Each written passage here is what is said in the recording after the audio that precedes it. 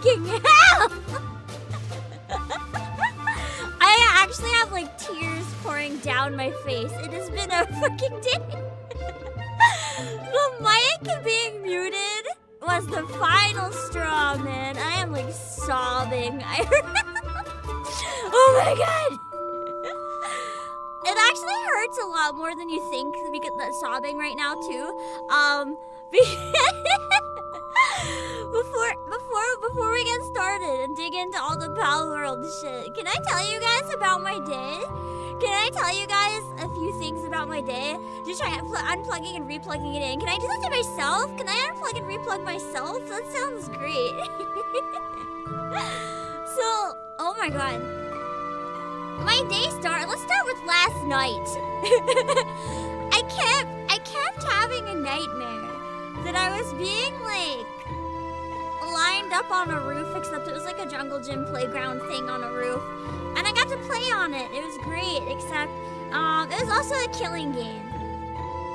There was like no ground, like you had to like hang on the bars and stuff, and everyone else was trying to kill you and knock you off the bars, and only one person was ever going to leave. And for some reason, everyone thought I was an easy target, so they just kept trying to push me off when I just wanted to sleep. And that was what was in my brain while I was trying to sleep. So then I wake up. Speaking of, in my dream being in a high place, trying not to fall down, maybe I was hanging off my bed, I don't know. I wake up and I fall off my fucking bed. Which sounds funny.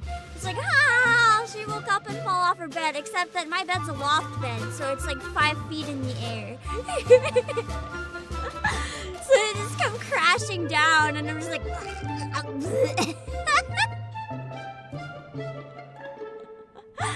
I luckily missed my bureau. So I didn't die. I landed on a soft suitcase, which probably prevented me from dying.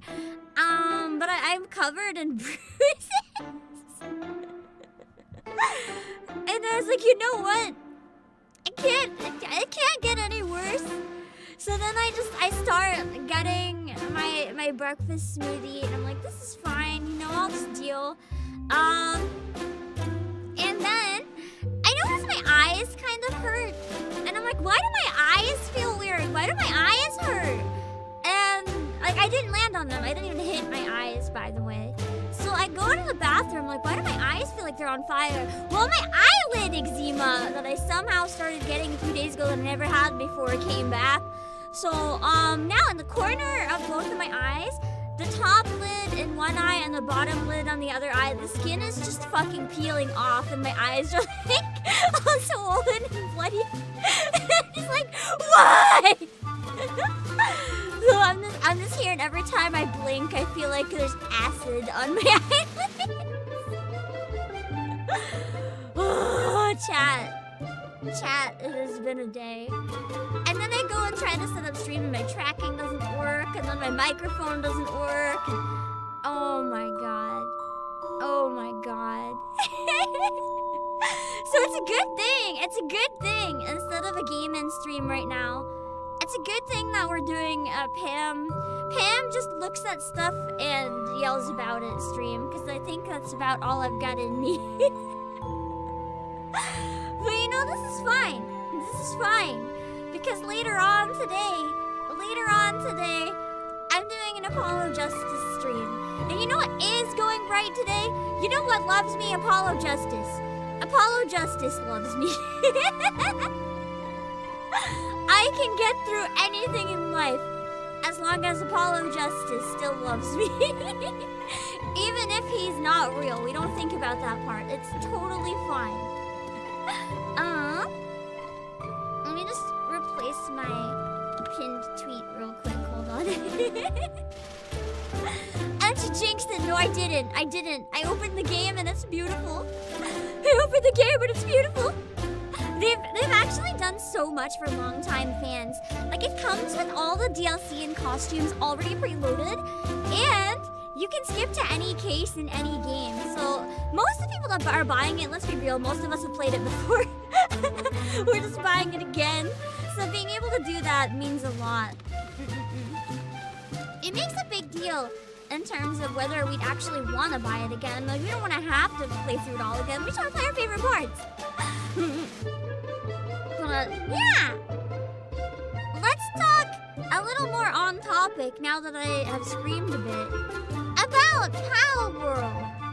I'm kind of curious, and I want you guys to give input to this stream. I don't want it to be just me yelling at you. What do you guys think? Have any of you... The BGM is too loud? Oh, fuck, another thing I fucked up on. Oh, yeah, one more thing to rant about real quick as well. I can't feel my hands or my legs right now. It's not from the fall.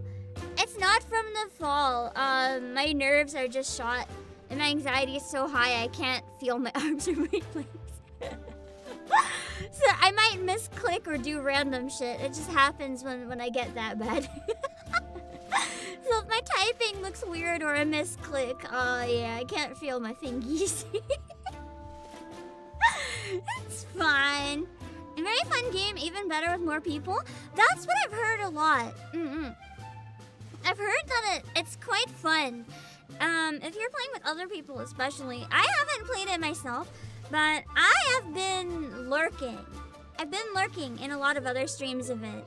So I'm kind of curious about it. Use Fakemon. I did see that actually. I do have a question, Darkwill. One thing that I heard rumors of, but I haven't seen anything or been able to find the original sources. Do you guys know for sure if they actually stole Fakemon? Like fan designs? Did they just make their own, or did they actually steal any like existing fan-made designs? The other thing is though, they didn't really legally do anything wrong if they stole fan-made designs. It might not be like ethically the most like, you know, kind thing to do, but those designs weren't really copyrighted if they're fan-made, so it's kind of a weird situation where it's like not okay, but it's also you can get away with it, and it's weird. It's a crafting survival game. I've actually heard a lot of people say bring stuff to crafting and survival games they haven't seen in a long time. I've seen a lot of people really, really enjoying it. It's not a genre that I personally like, which is why I haven't looked into it. I'm gonna be real with you guys. The main reason I'm not interested in it has nothing, like I might end up playing it if you guys really, really, really want to see me play it. But the thing about it that doesn't appeal to me is just strictly the gameplay style, you know? I know that's what a lot of people want out of it. I'm one of the rare people who everyone's like, Pokemon never innovates. It's the same old, same old. I like that. It's comfy. I just want to play the same game a billion times. But I understand. That's, most people don't want that. I get it. And Nintendo should not cater to just Japan. They should cater to you guys. So that's fine. But I'm not a big fan of sandbox games in general. I don't really like survival games that much. I don't like building type games. I don't like sandbox games because I'm the type of person that when I can do anything, I can't do anything. When I can choose from everything there is to do, I panic and don't know what to do. I like being kept on the rails. I'm one of those rare types where if a game tells me what to do, I'm like, great, fantastic, 10 out of 10 game. Please tell me what to do. When you give me choices, I can't make choices anymore. Which is what you see happen and why I get so distracted in Final Fantasy sometimes. You throw so many options at me, I just panic and I don't know what to do. People have found Fakemon look very close. Okay, so they didn't steal the exact, but they probably copied it dramatically instead of made all the designs themselves necessarily. It honestly looks boring to you. C14, that's kind of how I feel about it, which is why, I mean, I'm gonna be real. After watching a lot of other people play it on stream and seeing how much they loved it, I'd probably be down to play it with other people to see if I liked it. Maybe I'd give it a one-off by myself just to learn how to play, but I just don't know if it's for me. But I don't think that means it's a bad game necessarily. I think so many people are jumping the gun to be like, this is the best thing that ever happened to Pokemon. And yet so many people are also jumping the gun to like defend Pokemon who doesn't need to be defended, by the way. I'm just being like, how dare you do this, blah, blah, blah, blah, blah, when really, I think this happens all the time. People might have, but I only saw positives. Craftopia, literally made by the same developers, is a fucking, like, not even trying to pretend it's not a bootleg of Breath of the Wild. Yet, everyone loves it. You can put in your 3D model and it's really fun. Yet, for some reason, this one is the problem. I want to show a trailer for Craftopia real quick, just like muted, for people who aren't familiar with it, because I feel like it's kind of important to an extent. Just to show what I mean about how it's not the first time, but the thing is, games copy each other all the time. At one point, Genshin Impact was being hated and trashed around the internet because it was copying Breath of the Wild. Now, Genshin is one of the most beloved games with one of the most angry fan bases I've ever seen. Who will defend everything from stealing from it. And I'm just like, bro, did you know that the original version of your game was like a clone? I guess, how convenient. How convenient that people just forget things so quickly. Here is Craftopia! For those of you who are unfamiliar. Also, I'm having so much trouble keeping up with chat right now, sorry. Yeah, Genshin fans evolved sideways. Anyway, this is Craftopia, which is by the exact same developers as Palworld. And, there's other stuff, obviously. It's basically similar ways they changed it. They added crafting, right? They added crafting! Which is cute and fun. But, you look at this and it's very, very clearly, heavily inspired by Breath of the Wild. Like, they're not even pretending. Look at the shield designs, look at the outfits. If anything, Palworld compared to Pokémon is infinitely more original than this compared to Breath of the Wild. Yet, I didn't see the same controversy about this, so why the fuck are people pissed off now? I don't get it. The thing is, games have always copied each other, right? You have Super Mario Bros. And now look at all the platformers, all the side-scrolling platformers. You have people love Vampire Survivors, but they didn't go up to HoloCure and be like, bootleg! Sue them! This game is evil! Even though it's the same game except cute anime girls. Like, it happens. It happens. Games have almost always copied from each other. What was the first FPS game? Like, I know these aren't the first. I know they're not the first. We have Fortnite, we have Valorant, we have Apex. They're basically all the same game with different skins and some different features. Sure, they play differently, different ways of, like, keeping track and all that stuff, but they're at the core, it's like the same concept. And, like, Souls-like games as well, yeah. It's like, they're basically all the same thing. Except people love them all, except for me. I hate them all because FPS sucks. The only good FPS is Link's crossbow training for the Wii. And Duck Hunt is also good FPS. Or, that House of the Dead. Any FPS that I can play with an actual gun instead of my mouse, that one's okay. That one's okay. If I can use a gun.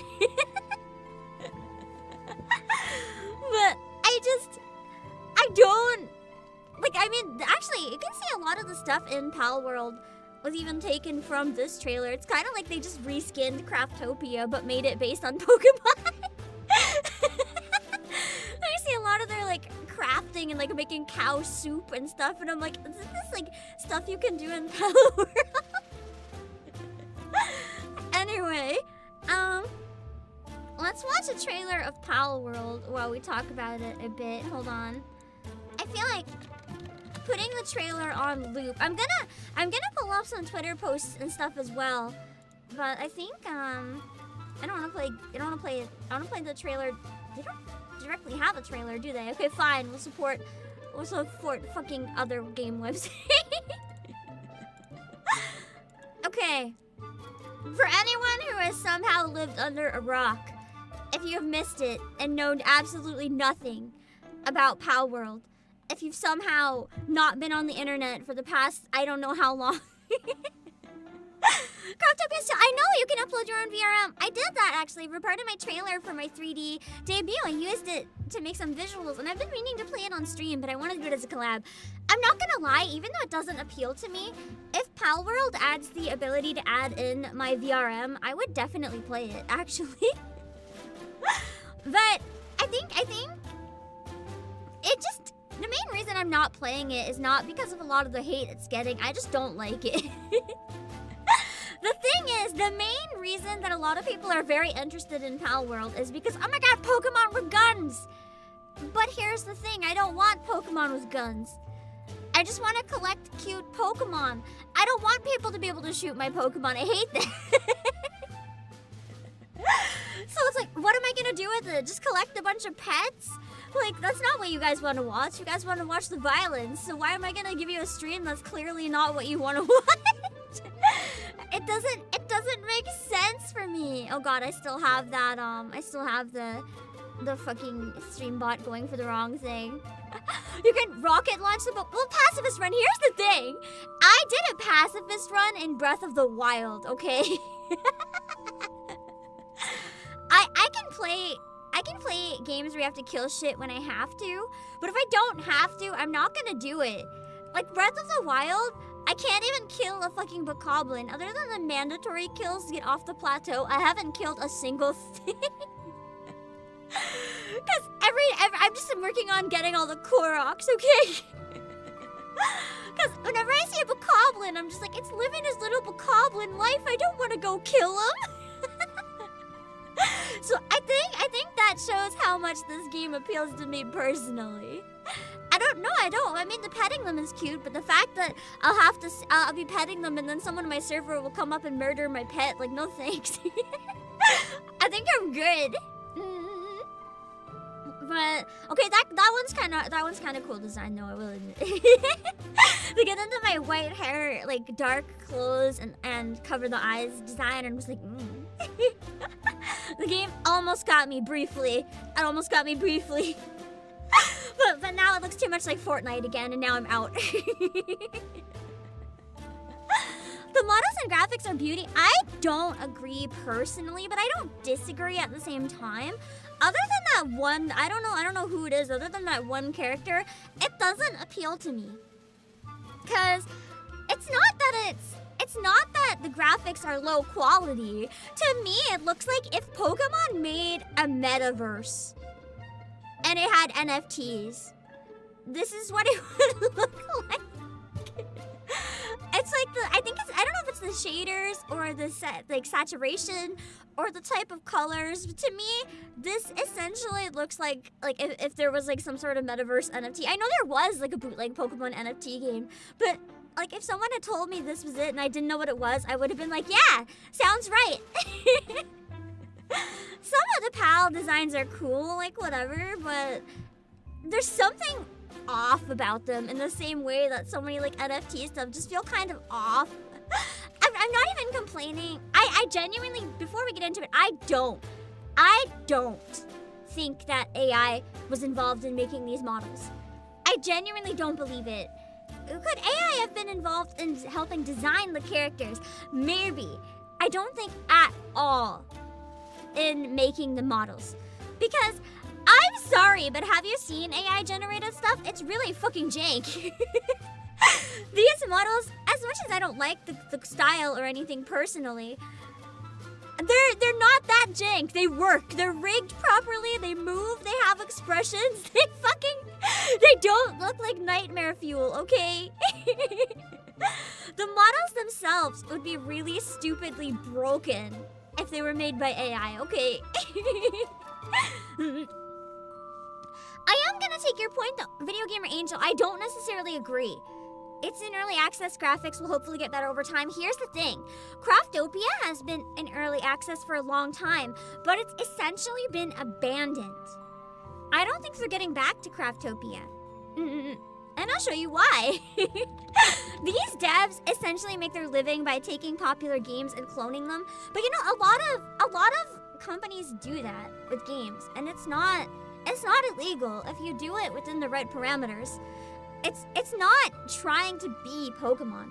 It's clearly its own IP. It's not claiming to be Pokemon. Anyone that's making the comparison or claiming that it's Pokemon, the developers aren't even doing that, you know? Let me see if I can find the trailer. Hold on.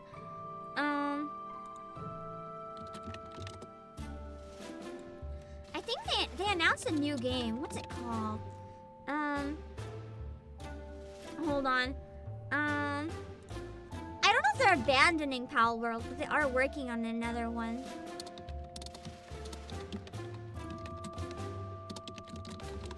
I gotta find what it's called. What is their next game? I can find screenshots, but I can't find the name of the game. Nevergrave. Okay. So right now, the devs have announced a game called Nevergrave. This was announced 8 months ago, I guess, but like, I guess attention is being brought to it now, which is also by Pocket Pair. And does this look familiar to you?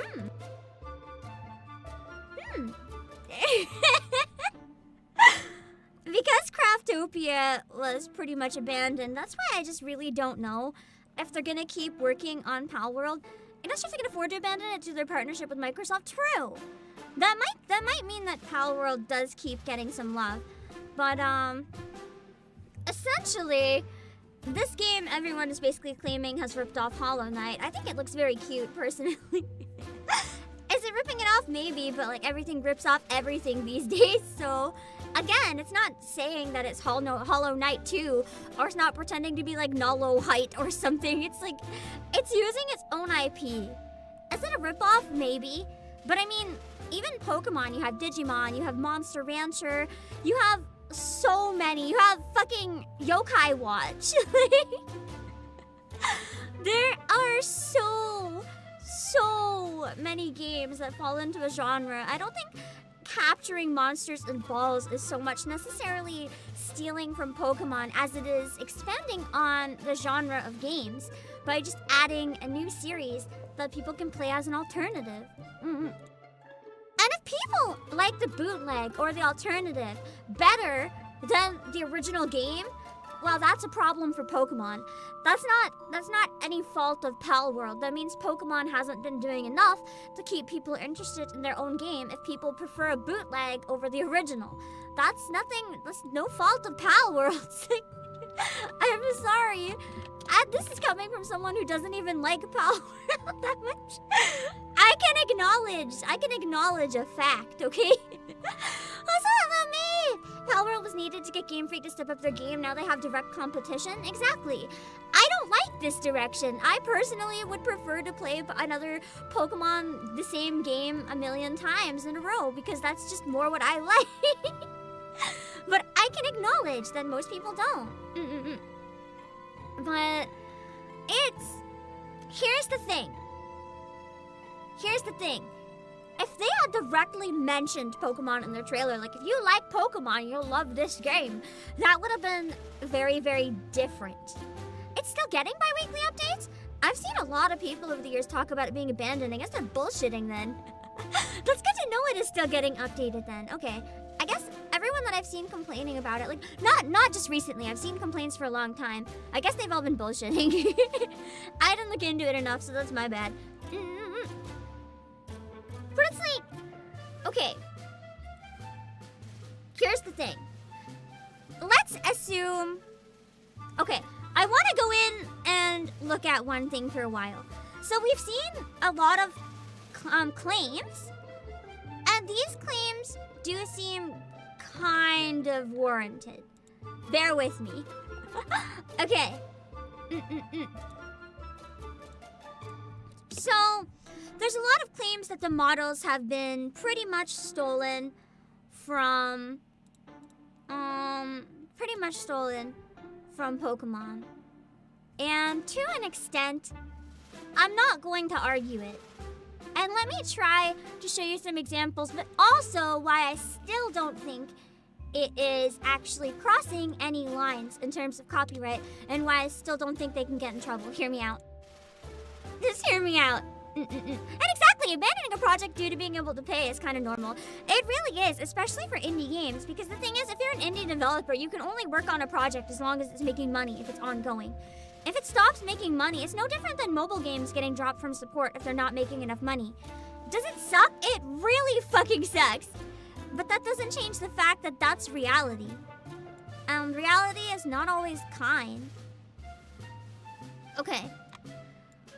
So we're gonna start looking at some of the Twitter posts. Hold on, I need a drink. I haven't hydrated enough.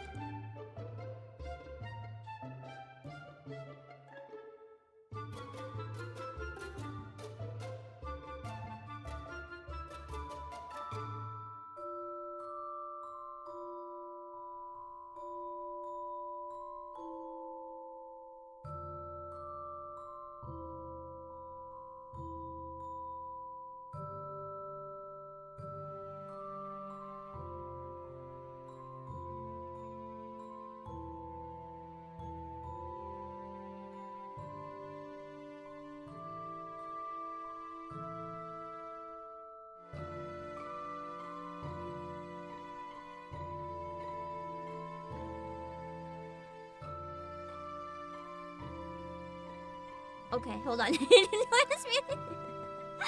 So here's the first example that we have. The thing is, does it look like it stole the design? Absolutely, to an extent. But it's also different enough that I don't think it falls under plagiarism. And the exact reason that I don't think it falls under plagiarism is because there's one thing that everyone seems to have forgotten exists. Parody. This game is not trying to have Pokemon's exact mechanics. It's fucking poking shit and tearing Pokemon apart. Pokemon doesn't have guns. Like, it's not... Okay, here's another thing I want to point off real quickly. Yeah, it's like derivative work and parody, exactly. I mean, there are more similarities that are closer in other ones. We'll get to that in a minute. But here's the thing. It's marketed as Pokemon with guns by fans. I don't recall they've ever said that directly themselves. That's not their fault that fans decided to say that and run. I mean, they might have intentionally planned it that way, but that doesn't mean they're the ones comparing it to Pokemon. It's all the fans. So that's an important thing to take note of as well. It might have been designed to provoke that response, but they never said it. I've seen a lot of people complaining that Palworld is about animal abuse. One, it's fictional, it's not real animals. Two, I kind of get it to an extent, because as I said, it doesn't appeal to me. Because like beating up and shooting the mons and stuff, I'm like, no, I can't do it, the pals. I'm like, I can't do it, it'd be too sad. But I'm not gonna go cancel people that do and think it's funny, because it's fun. One, it's fiction. But two, what makes me laugh is the people who are complaining that this game is animal abuse, but it's the same people who play Pokemon, where you're going in the wild, stealing a bunch of, like, animals and forcing them to fight other animals for you. Like, I'm sorry, but how is... I mean, it's basically just taking that to an extreme, right? It's not that different in terms of core concept. It's literally taking the concept of Pokemon, but dialing it up to 1 million. I'm shitting on it, right? It's similar, but it's different. To me, it literally feels like a parody of Pokemon. The gameplay is very different and rips off other games entirely, but the core idea very much feels like a parody of Pokemon to me. So I don't even think they're doing anything wrong in that regard. I genuinely, we'll get to this point with the next one. So here is another design. Okay, this one is a little more obviously a bootleg. Now, I've only seen people compare this one to Meowth, but it also looks a lot like a Skitty. Which brings me to the one area I feel like there could have been AI, but I still doubt, and let me explain why. So here's the thing. This very clearly looks like you take two exact Pokemon, a Meowth and a Skitty, and smoosh them together. But, you know what that means? This isn't necessarily AI. This is more similar to Pokemon Fusions. But if you make Pokemon Fusions, it's no longer the original design, and it's kind of a parody already. But let me get an example for anyone who's unfamiliar with Pokemon Fusions. Okay. Chat! Give me 2 Pokemon from Kanto. I'm gonna spit out a fusion. I have to get the website up first, so it might take a minute because my internet is being a butt right now, but... Give me 2 Pokemon from Kanto. Growlithe. Okay. Growlithe and Ghastly. Let's go with Growlithe and Ghastly. And then I'll choose one of my absolute favorite combos, which is let me think of a cursed one. There's a lot of very cursed ones. Oh yeah, Magikarp and Magnemite. I think that was a good one. Hold on, I'm trying to load the Pokemon Infinite Fusions. Okay. Play. Da-da-da-da! So, essentially, what? Oh, skip ad, no. What do we say? Magikarp and Magnemite! Or something like that. Fuse! Okay.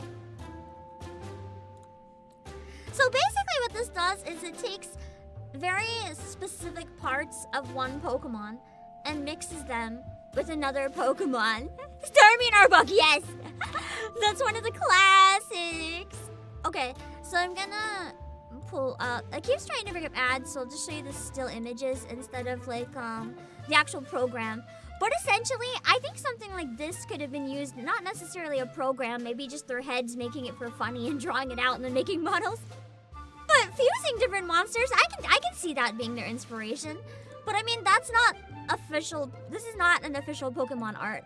It might use it, but it's not.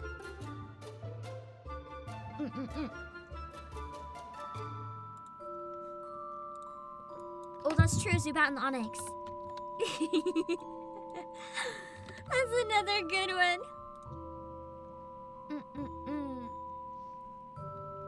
Let me see.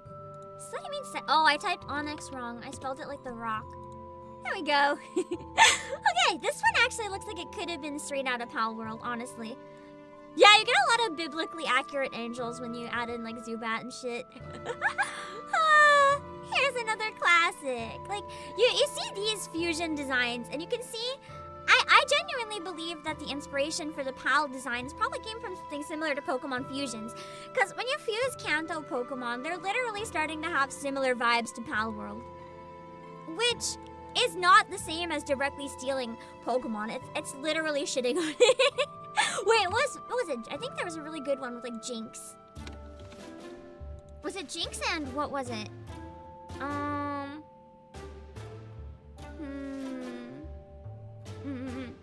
The fact that they said a single 20-year-old undergrad made... I think most of the accusation come from the fact that they've stated that a single 20-year-old undergrad made the 100 designs in a couple of months. I can see that, potentially. If they don't do concept art, they just start making models and run with it.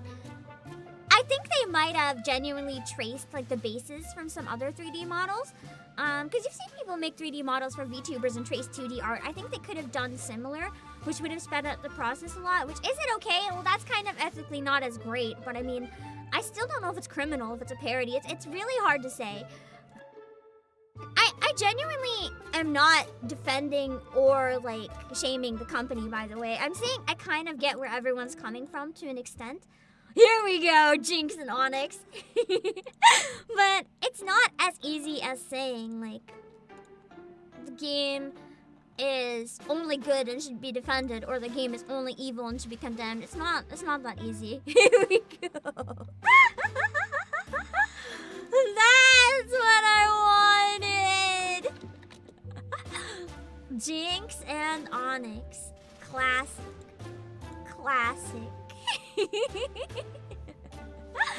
Jinx of basically anything is pretty good. So I still stand by that. I think the designs are heavily based on Pokemon Fusions, which honestly could be a coincidence if some of the Pokemon, like the Fakemon that have been stolen from, might have also been Pokemon Fusions. It could genuinely be like a coincidence, but anyway. You have this one, which everyone compares it to Superior, but it also looks a lot like Primarina and parts of it as well.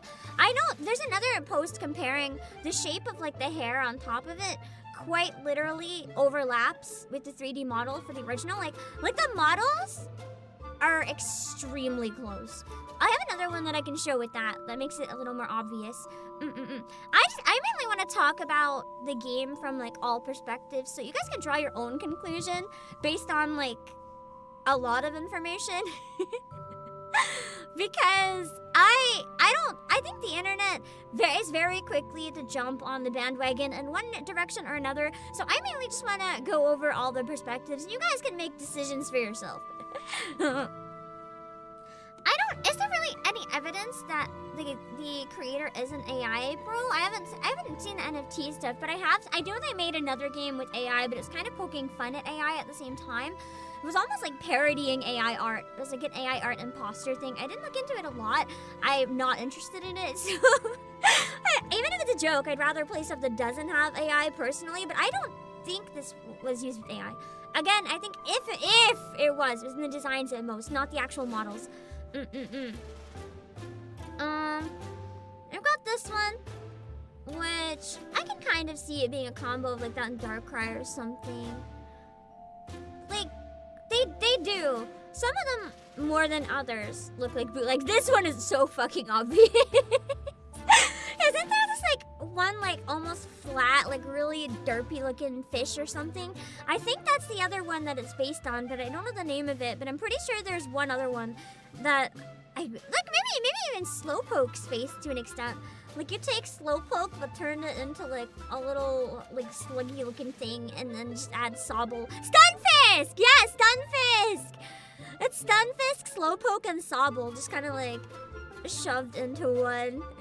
Exactly! If there was actual generative AI art used and proof of it, I feel like one, they would have had to claim on Steam that AI was used, which they didn't, by the way. And two, it would have been removed if they had tried to falsely put it up. So I genuinely don't think they could have. I still don't think this is close enough to be a copyright issue, though. Because the thing is, it would still fall under parody. If they try to defend it, right, they'll be like if Nintendo is like, this blatantly stole our model, and they were like, no, it's not. We're making fun of the game. We're parodying it. This is our own version. Sure, it's inspired by, but it's a parody. I think in court that Nintendo would actually lose. Mind you, Nintendo also has really good lawyers. But here's another reason. Here's another reason why I don't think Nintendo can do anything. They would have already. They would have shut this game down before it was released. If Nintendo could do anything at all about this game, it would have been done already. They're probably still scouring, like Nintendo and Game Freak, looking through it, trying to figure out if there's anything they can sue on, but they would have done it already if they had any grounds. Heck, we don't know, they might have tried.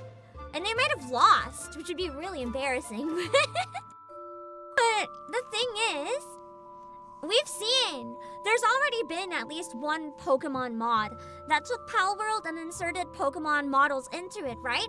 That's been taken down already. So if Nintendo could do anything about the base game, they would have taken it down. They can't touch it. They literally can't touch it. If they've sued the Pokemon world, but not, or the Pokemon mod, but not the game, they can't fucking touch it. And they know it. Even if they try, they're probably gonna lose. Mind you, if that changes and Nintendo wins and they sue it, I think that Nintendo's only going to get even more backlash. Because the other thing is, and this is something that you guys, I've seen you say in my streams. I've seen you say in Discord. I've seen you say on Twitter. I've seen before debut, people were talking about this for years. Pokemon fans are fed up with Game Freak and Pokemon. People are fed up that nothing is changing. The games are being rushed. They're being released in incomplete states often. They are not innovating. I do like some of the changes in the most recent one. I will admit, broken parts aside, I thought it was quite fun. But Pokemon has been heavily criticized. A lot of people are becoming jaded and losing interest in the franchise. And they're not innovating, so someone else basically said, fine, I'll do it myself. I actually disagree. agree that the last ones were terrible. I think it was personally one of my favorites, but I understand why other people don't like it at the same time. And I do see the graphic issues. I like the character models quite a bit, but I didn't like the shaders. I thought they could have been high quality. Like, they could have used the shader that I'm using right now, and it would have looked better. I liked the game, though. But, the thing is, with Pokemon, fans are upset. But you know what's also ironic about Pokemon fans?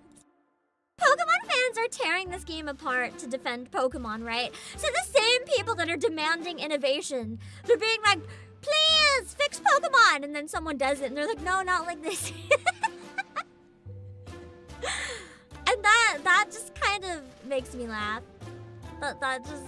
Yeah. Scarlet and Violet had a story that made up. I liked the innovation that was in it as well. But I just kind of find it funny, the irony of Pokemon fans demanding something different, and then it happens and they get upset. And I can understand them wanting to defend it, but the reality is that Pokemon only has the reputation it does of being kind of because they won't change things. And I do hope, if nothing else, I hope this game puts the pressure on them to do better next time. As I said, I've been enjoying it. But the reality is, I'm not going to keep getting my games if other people aren't enjoying it. So I wouldn't mind if they managed to make it, I don't know, have more mainstream appeal again. It still has mainstream appeal, that's the problem. We're all the problem, guys. Pokemon releases a game. We complain about it. We proceed to buy it anyway. Feeding into their wallets, why are they going to innovate if we're going to buy their games anyway? They don't have to change anything. We'll eat it up. We'll eat it up. They could give us the shittiest, crappiest, laziest game. They could literally just make Scarlet and Violet 2, no new models, no new story. They just put like a random generator to change the world and be like, here we go, it's a new game, guys. People would buy it full price.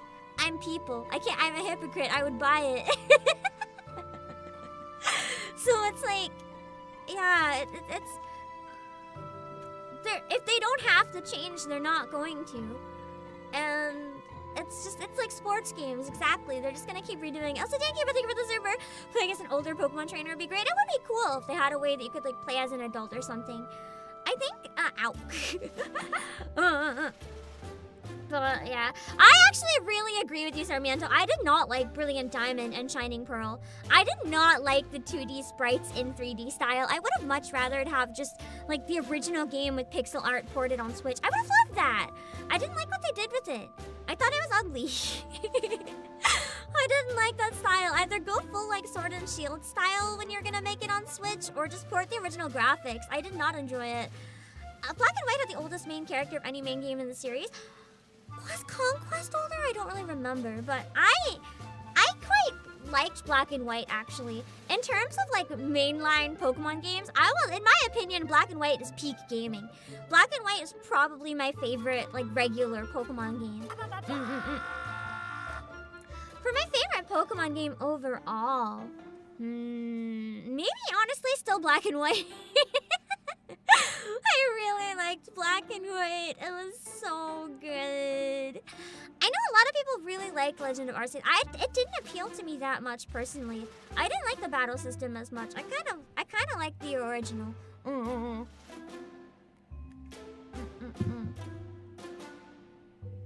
But I'm also down to try like a Pokemon hack and slash or something. Like they could give different skills. I'm down to try. The thing that I really like, I didn't play Pokemon Conquest unfortunately, and I don't think that's what I'm thinking of. I think I like Gale of Darkness or something. I don't know what it was, the GameCube one. It might have just been the art style, but I thought the protagonist was a bit older in that one. Yeah, Black and White and their sequels have some of the best story. They really do. I really enjoyed it. I'm also very biased because N is fucking hot. But and I like my Ferris wheel date. More of that, Nintendo, please. You know what I want. Pokemon City Builder could be interesting. I think Pokemon needs to put more investment into like spin-off series and stuff. Like people fucking love Pokemon Snap. Like just I want to see more spin-offs and stuff that might drive more love to the mainline games. I think I really like the traditional turn-based. Here is the reason I really like Pokemon as it is and don't want it to change too much, but I think they have to. Even if it's not what I want, I think they have to. I really like old school turn-based games, right? And there's not a lot of them anymore. Everything keeps changing to make it more modern. Like, a lot of people are mad at Final Fantasy for doing similar things, but you have to evolve with the times. And turn-based kind of came from, to an extent, a limitation of what systems could do. And now that systems can do more, and especially now that people are so busy with their daily lives and everything, turn-based doesn't have the mass appeal that it once did. Sure, it still has its dedicated fans, but it doesn't have the mass appeal that it once did, so it's really hard to keep pushing out a mainstream series that is turn-based. It's rough. What if we make it time turn-based? I think, like, that could even be something, honestly. Give it, like, a little more time. Like, give you 10 seconds to decide what to do. So it's kind of like quick time. Like a timed event, but like speed, not like 60 seconds. Baldur's Gate, I think, is turn-based, but I haven't played it, just from what I've heard. Baldur's Gate is also very different. Baldur's Gate is targeting the D&D demographic, which is arguably one of the most patient and heavily invested demographics, like, ever. So they don't have this problem. That's literally a group of people that want that type of thing, okay? It's very different. Oh wait, also hold on, let me turn off the thing that keeps trying to sell you guys a game I'm not playing right now. Yeah, Baldur's Gate is for people who have a lot of time. That's their audience. They know what they're doing. Baldur's Gate 3 stream went, no! I have been thinking of doing a flute stream this week, though. I was going to do a flute stream of Grand Blue music, but I couldn't find enough music. So I'm thinking of possibly doing a stream of Baldur's Gate 3 music, actually, because it's been a lot of songs in it that I think would sound really nice on flute. I might do it tomorrow. We'll see. Okay, now it won't try to sell that game to you anymore. I turned it off. Alright, let's go back to where we were scrolling. If you want music, you can just check out the... Oh, see, yeah, but I can't find sheet music. I need the sheet music to play the songs on flute, right? I can't play them without it. And I only managed to find, like, 8 songs, unfortunately. I actually don't find this one as much of a ripoff as people are saying. To me, it looks kind of more like a ripoff of something you'd find in Sonic. Like, it's Shaman, the expression is so different. It's a hedgehog. They're both hedgehogs. You can only make a hedgehog in 3D. That's cute. Look like so many different things. I don't think that one is as deserving as hate. This one, I can see. I can see this. You basically, what is it? There's that, like, ghost Pokemon. Miss Magius's evolution, I think. It kind of looks like you take that and smash it with, like, the Firefox logo Pokemon. I can kind of get why this one is like a more blatant ripoff, but again, it feels like a bootleg version. People make bootleg versions of Disney and get away with it. If you can make bootleg versions of Disney and get away with it, you can sure as hell make bootleg versions of Pokemon and get away with it. So I don't think, even if it's obviously like inspired by, or like even to an extent maybe even stolen, I don't think they're gonna get in trouble. Do I agree with it necessarily? I don't know, but they can't really get in trouble for this. Wooloo at home? I mean, maybe, but here's the thing about the sheep one. I'm gonna agree with all the people who are like, listen, if you want to have a sheep and make it super uwu kawaii ball sheep, there's only so much you can do to make them look different. There's only so much you can do. They're both a sheep. Oh my god, a sheep. Such an original idea. I never in my life thought of making a sheep. I'm pretty sure I have a sheep plushie that looks like a little round ball of sheep that I got before Wooloo existed. If it had the braids, I'd say maybe that's a little more iffy, but it doesn't. It's just a sheep. Yeah, it's a circle. Can't believe they copied Kirby. Yeah, people are switching that one too far. This one, again, I can see a bit more. Like, it's very obviously trying to be a Luxray, but it changes it up enough that it's not a Luxray. It's not. Like, the ears aren't round anymore. Sure, the color scheme is the same, and it's going for that look that, you know, the furries might be kind of like, into, but it's not a luxury. It's not even close enough to sue. Like, if this was in Digimon, or if this was in, like, any other similar game, they wouldn't be able to touch it. It's different. It's different. They know what the furries want, and they're giving it to them. The same as Pokemon, but it's not the same. It's not the same design. You can just clearly tell it's trying to invoke the same design, but it's not. I mean, dog-shaped animals are dog-shaped, sure, but then you've got the Shadow the Hedgehog, like, spiky hair going on. And the yellow and black color scheme. I mean, it's pretty obviously trying to be luxury. It's not. It's not. And that's true. It looks too normal to be a Digimon. Okay, unpopular opinion, but when it comes to the anime season, if you compare season 1 and 2 of Pokemon and season 1 of 2 of Digimon, Digimon wins for story by, like, it's not even a contest. Digimon actually has a really good anime often. You've heard that the AI wasn't used as much, but you're gonna take it as a grain of salt because you don't want to play it only to find out the game has AI generated art. That's the thing. As much as I'm saying I don't think it does, I'm not stating facts here. We're going over everything and talking about it open-mindedly. If you guys have things you want to support in the game or things you want to call out, feel free. Let me know in chat. Like, I am very open-minded in this discussion. I have not played the game. I'm not invested in it one way or another, which is why I thought it'd be more fun to have, like, a talking stream of it coming from me, because I'm not trying either way to convince you. I'm just going over it. We can look at the stuff and everyone can come up with their own conclusions. For a lot of it, it's all speculation. Until, if we ever see any facts, it's all speculation. It's just an interesting conversation to have.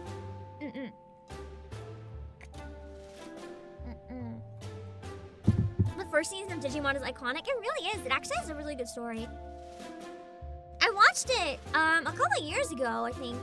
And I had seen, like, the odd episode as a kid, but I never really watched all of it. But I saw all of it a few years ago, and I was like, damn, I'm actually invested. The Pokemon anime did have a big advantage of, like, being out at the right time when the entire world was invested in Pokemon. It could have easily gone the other way, though. It's interesting. But yeah. This one, I will say it's still different enough they cannot get in trouble. But this one is very, very obviously, like to me, definitely an EV at one point. It's definitely Gigantamax EV at one point. We have the big poof, the big ears, the scruff on the top of the head, the face is, like, basically exactly the same but yellow. But it's not an Eevee. It's not an Eevee. That's the thing. It's not an Eevee. It is different enough that you cannot say this is an Eevee. You can say it looks like an Eevee, but you can't say it is an Eevee. Therefore, it's not. Also, I saw K-Soap's comment. Even if it did use AI, it wouldn't have qualms about it, as unpopular as that opinion might be. That's another thing I've seen a number of people saying. Most recently, Asmongold, and I do want to talk about that a bit to an extent. I can personally say if it was using generative AI, I would lose interest and I would be discouraged. As someone who at one point did want to become an artist, who wants to do other things.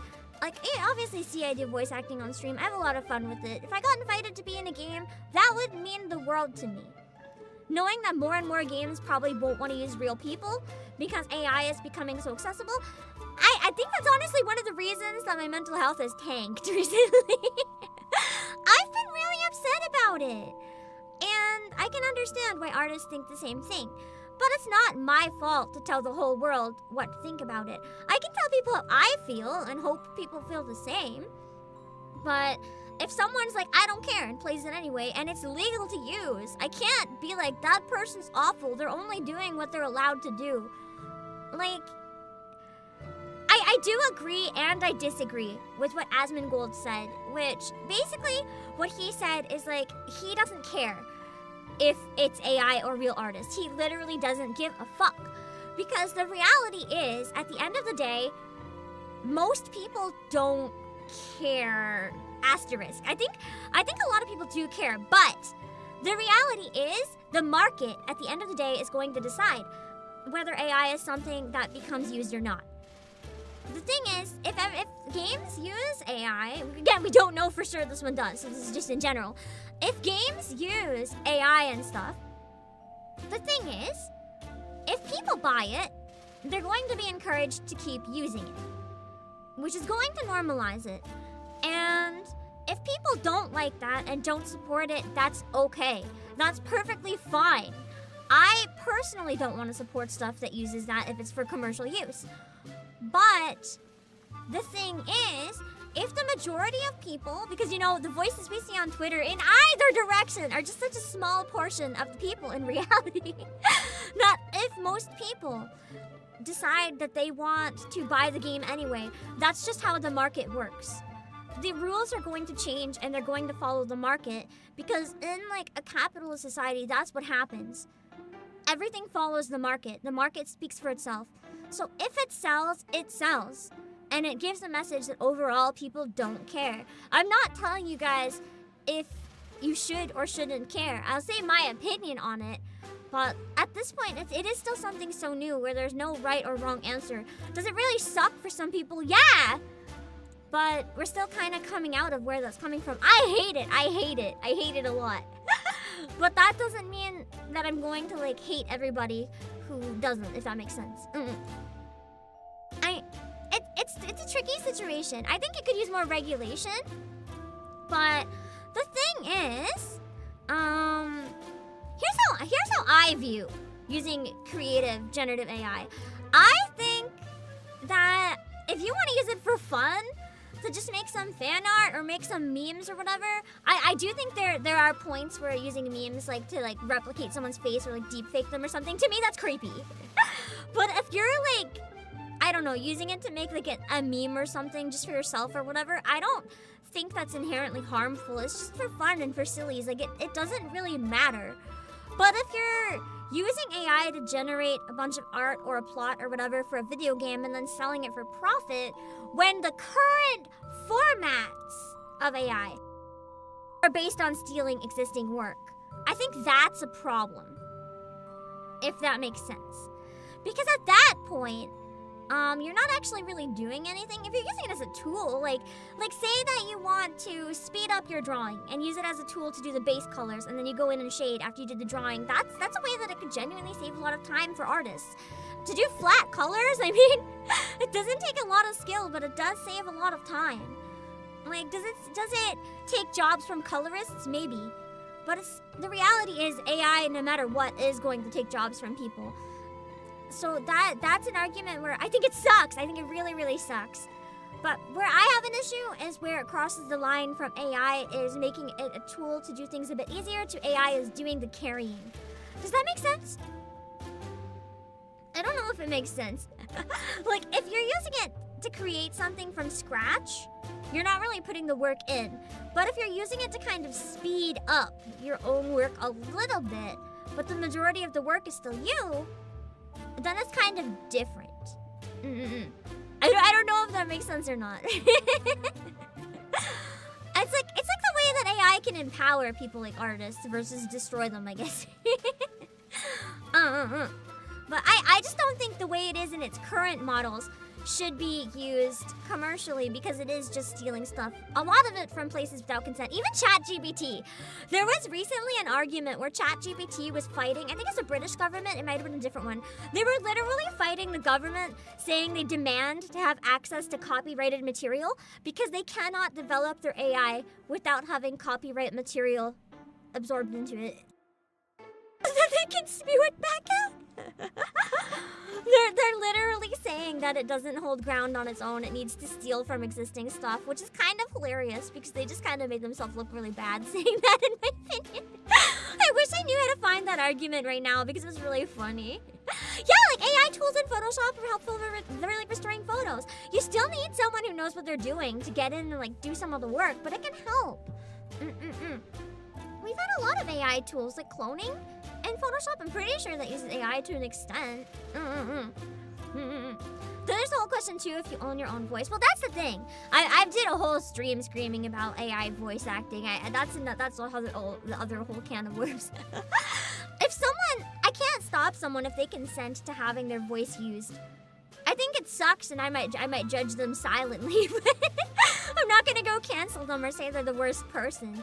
But I do think using people's voices or faces for AI without consent is kind of fucked up, because you know, people might laugh at it and be like, funny thing, but then, well, how would you feel if it was you? If a deep fake was made of you saying something you strongly disagree with, that would be fucked up, right? Vocaloid isn't really AI necessarily. Vocaloid is more like a synthesizer. Like there's a person saying every syllable and then it turns it into kind of like a keyboard. It's a tool that uses voice, but Vocaloid isn't quite the same as like AI singing or voice acting. It's very, very different. It's very, very different. And I can understand some people didn't like Vocaloid, but Vocaloid often is more used as a tool, because Vocaloid is used to make, more often than not, like song demos, and then you hear a bunch of really good creators run off and sing their own versions. I think it's really cool. I think it's really, really cool. Yeah, the English voice actor Vtuber had to leave Twitter for a while because AI impersonations were, I don't know if they were getting her in trouble or just making her uncomfortable, but either way, if she asked people to stop and they doubled down, it's wrong. I don't care how much you hate a specific voice actor. If they say it feels violating, you shouldn't do it. That's my opinion. It's just yucky. Yeah, Vocaloid is like a mic and a voice changer, kind of. There's still a lot of work that goes into it. It's not the same. You're mildly terrified what happens when you can't tell the fake voices are AI. It's already kind of at that point sometimes, though. It's getting really close. Like, it's uncomfortable. Especially with how bad cancel culture is, right? Like, if someone made a fake clip using AI, took my voice, there's obviously enough samples out there that could feed it every one of my streams. They could probably make, like, an AI clip and be like, look what Pam did in an unarchived stream. And have me say, like, I don't like titties! Or something, like, absolutely controversial. And then suddenly I go online and I'm being canceled for something I never fucking did. And I'm like, ayo guys, that wasn't me, but no one believes me because, you know, the internet has, like, goldfish brain. They don't care what's actually right or wrong. They just want to jump someone down and, like, ruin their life because it's fun, apparently, question mark. It doesn't all sound choppy. So, yeah, it's rough. Wait, you do? Who knows? Who knows? Who knows? I mean, I have titties. If I hated them, I'd have to hate myself, so. Also, Web, you come back from hiatus. I don't know. I don't know if it's what I'm gonna play or not. But if I do play, and if I make my own server instead of joining someone else's collab, I will definitely be the first one to know, Web. If I get invited to someone else's stream, though, of course, I'll kind of have to, like, follow their stuff or whatever. But if I set up my own, you'll be the first one to know, Web. We'll see. Hope you're doing good. Anyway, this one again I feel like is a little more obvious. It's still different enough that it's a different dog. That's like kind of rough. This one is very much inspired by but a different being in my opinion. Like you just fuse it with its evolution. To me it's fucking hilarious. It looks like a chicken. They turned okay, so Xatu is one of my favorite Pokemon of all time. I really love Xatu. They fucking turned Xatu into a chicken. It's so ugly! I don't care what you think. You cannot say that Xatu is uglier than this fucking chicken that looks like it belongs in a whack-a-mole game. Okay, remember when I said I wouldn't beat up the pals? This is an exception. I would beat this up. I would exterminate this from my map. It's too ugly! I can't with that. I can't. It's too much. I'm sorry I hate your chicken, Web. Maybe I wouldn't hate it if it was less ugly. It's too much! Don't explode is good. It's worth my sacrifice to get rid of even just one chicken. It's so ugly! This one I think is just a stretch. Like, the hair, maybe, but to me these look like entirely different things. Like, where's the hammer? It's not even the same anymore. And I will say say this one as well is not as similar as people might want to make it out to be. Like, where does the face come from? There is a different Pokemon that has this face, I'm pretty sure. I think calling it an Electabuzz is a fucking stretch. Like, it has a lightning bolt and it's the same colors. This looks nothing like a fucking Electabuzz.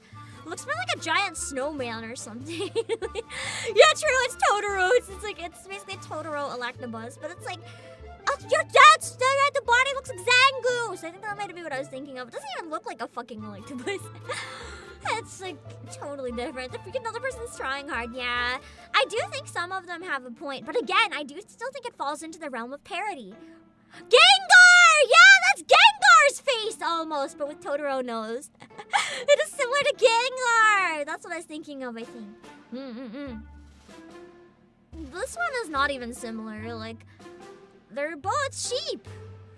Wow, to me this looks more like Sylveon. If I had to compare it to something, it looks more like a Sylveon than the fucking Flappy. It's not even the same thing.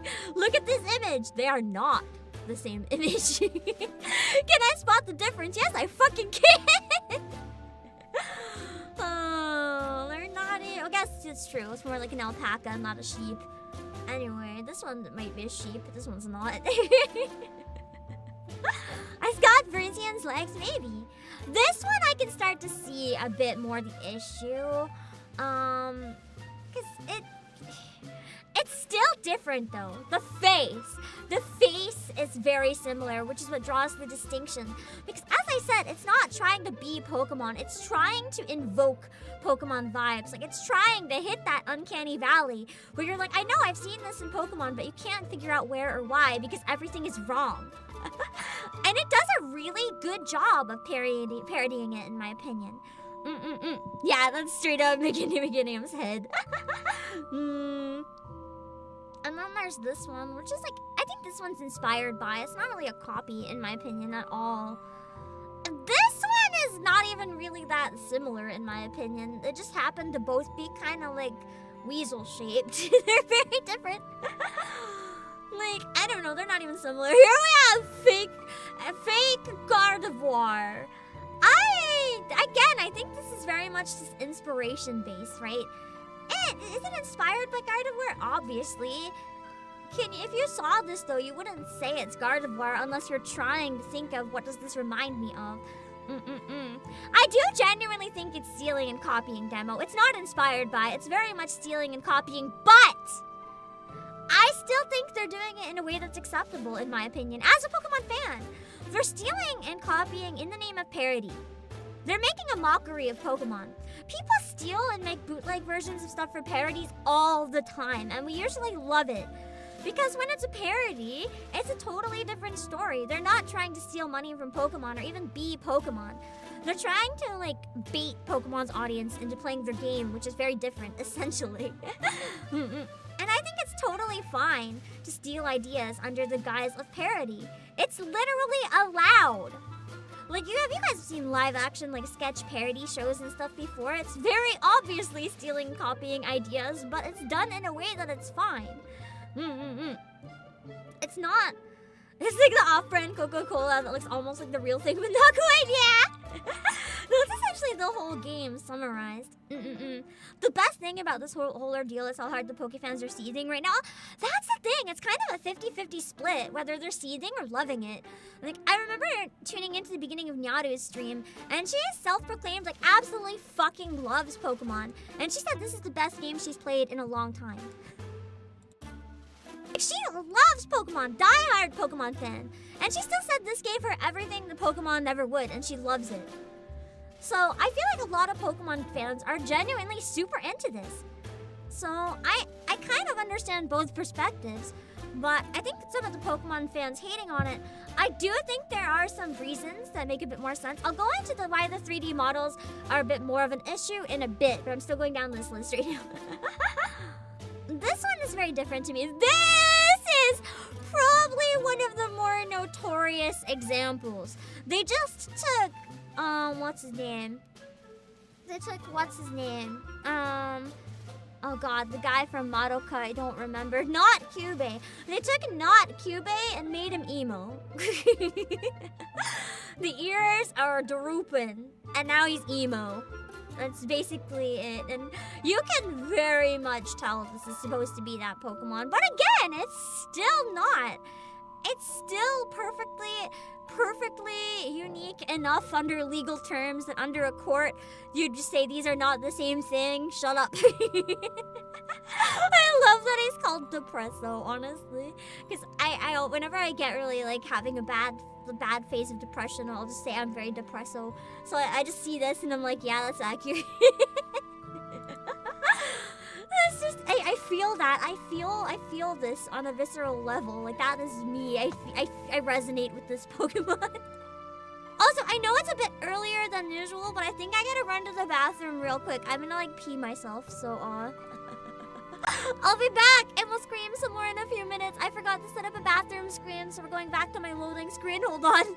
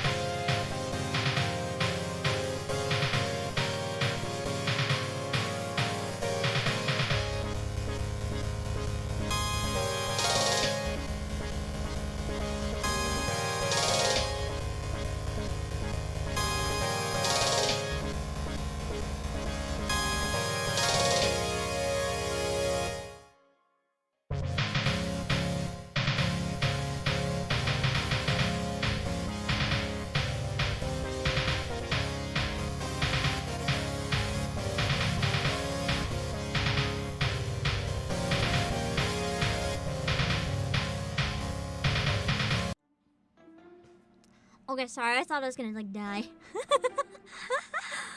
I think we've seen enough of that example, though. So I want to pull up another thing that I wanted to show after that. Oh, Seekins, thank you so much for the super! I think you guys might see what I mean by that. Like, there's not really any grounds in there for getting in legal trouble. Like, they didn't really have anything similar enough. At least in terms of design. It could all fall under parody and be totally acceptable in my opinion. But the next one I want to show is a little more pointing to maybe like actual theft of parts of the models, which is kind of rough. The polygons, the actual mesh are different, but because of how fast the game was made, I can kind of see why people have problems with this. It's a little bit easier to show, but I have seen another example as well showing why this isn't even quite necessarily what it seems. So, hold on. Also, thank you, Joey, for the server. What's sad is that these Palmon look more like Pokemon than any of the Gen 9 Pokemon. I mean, I think it depends. If my theory is right and they did base it on Pokemon fusions, that's why. Because they're all based on existing Pokemon designs, whereas the new creations have been kind of changing their art style slowly over time. If these are based on old ones that feel nostalgic to us, that's why they'd probably feel more like real Pokemon than some of the newer ones. So this is a little bit cropped. Let me fix that, maybe. So essentially, I've seen a few videos on Twitter that compare the models, but I am gonna show one contrary thing afterwards as well. So they do fit into each other really well. And I don't just mean the overall shape. I mean like the little details. Like it is very, very similar. Oh, There's yeah, another one that shows the mesh, which is a little bit better. They might have traced parts of it potentially at most. I don't think it uses AI though. But copying the models at most maybe. This one got debunked as fake. The guy who did it thought it'd be funny. What an ass! What a fucking ass! I did want to. I should just skip to the one that was kind of parodying it then, just being like, "Hey, maybe this is not as legit as you think." Someone combined Sonic and Mario just to show that anything can kind of fit together. So I'm kind of glad if that one did get debunked then. There is one other thing though that I wanted to find that was in a similar vein, but I think that one is true. But I gotta find it. Then what they probably did if it got debunked then was kind of put them in the same poses or something along those lines. As it turns out, cartoon characters are all kind of similar rounded shapes. What a surprise! But yeah, I don't think faking evidence is, and it's something that's controversial is funny, unless you very, very, very obvious state, like this is a joke by the way. It's kind of just going to stir the pot in ways that don't need to be stirred. It's kind of just rude, you know? Let me see if I can find the one. It was still images, the one I saw that was a better example. Hold on. I don't know if I can find it now though.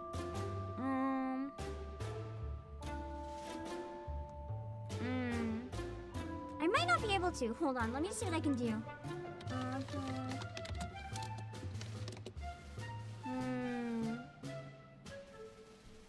Let me see. Wait, what's this? What's this? Hold on. Ah, okay, so all they did was scale it to fit. So it was kind of still like similar models, but the person making that video scaled it to fit. Still similar shapes, but they did cheat the system a lot. So they're still original models, it looks like. Okay, that's good. Okay, I found the confession! Let's laugh at them. Let's laugh at them. I found their confession.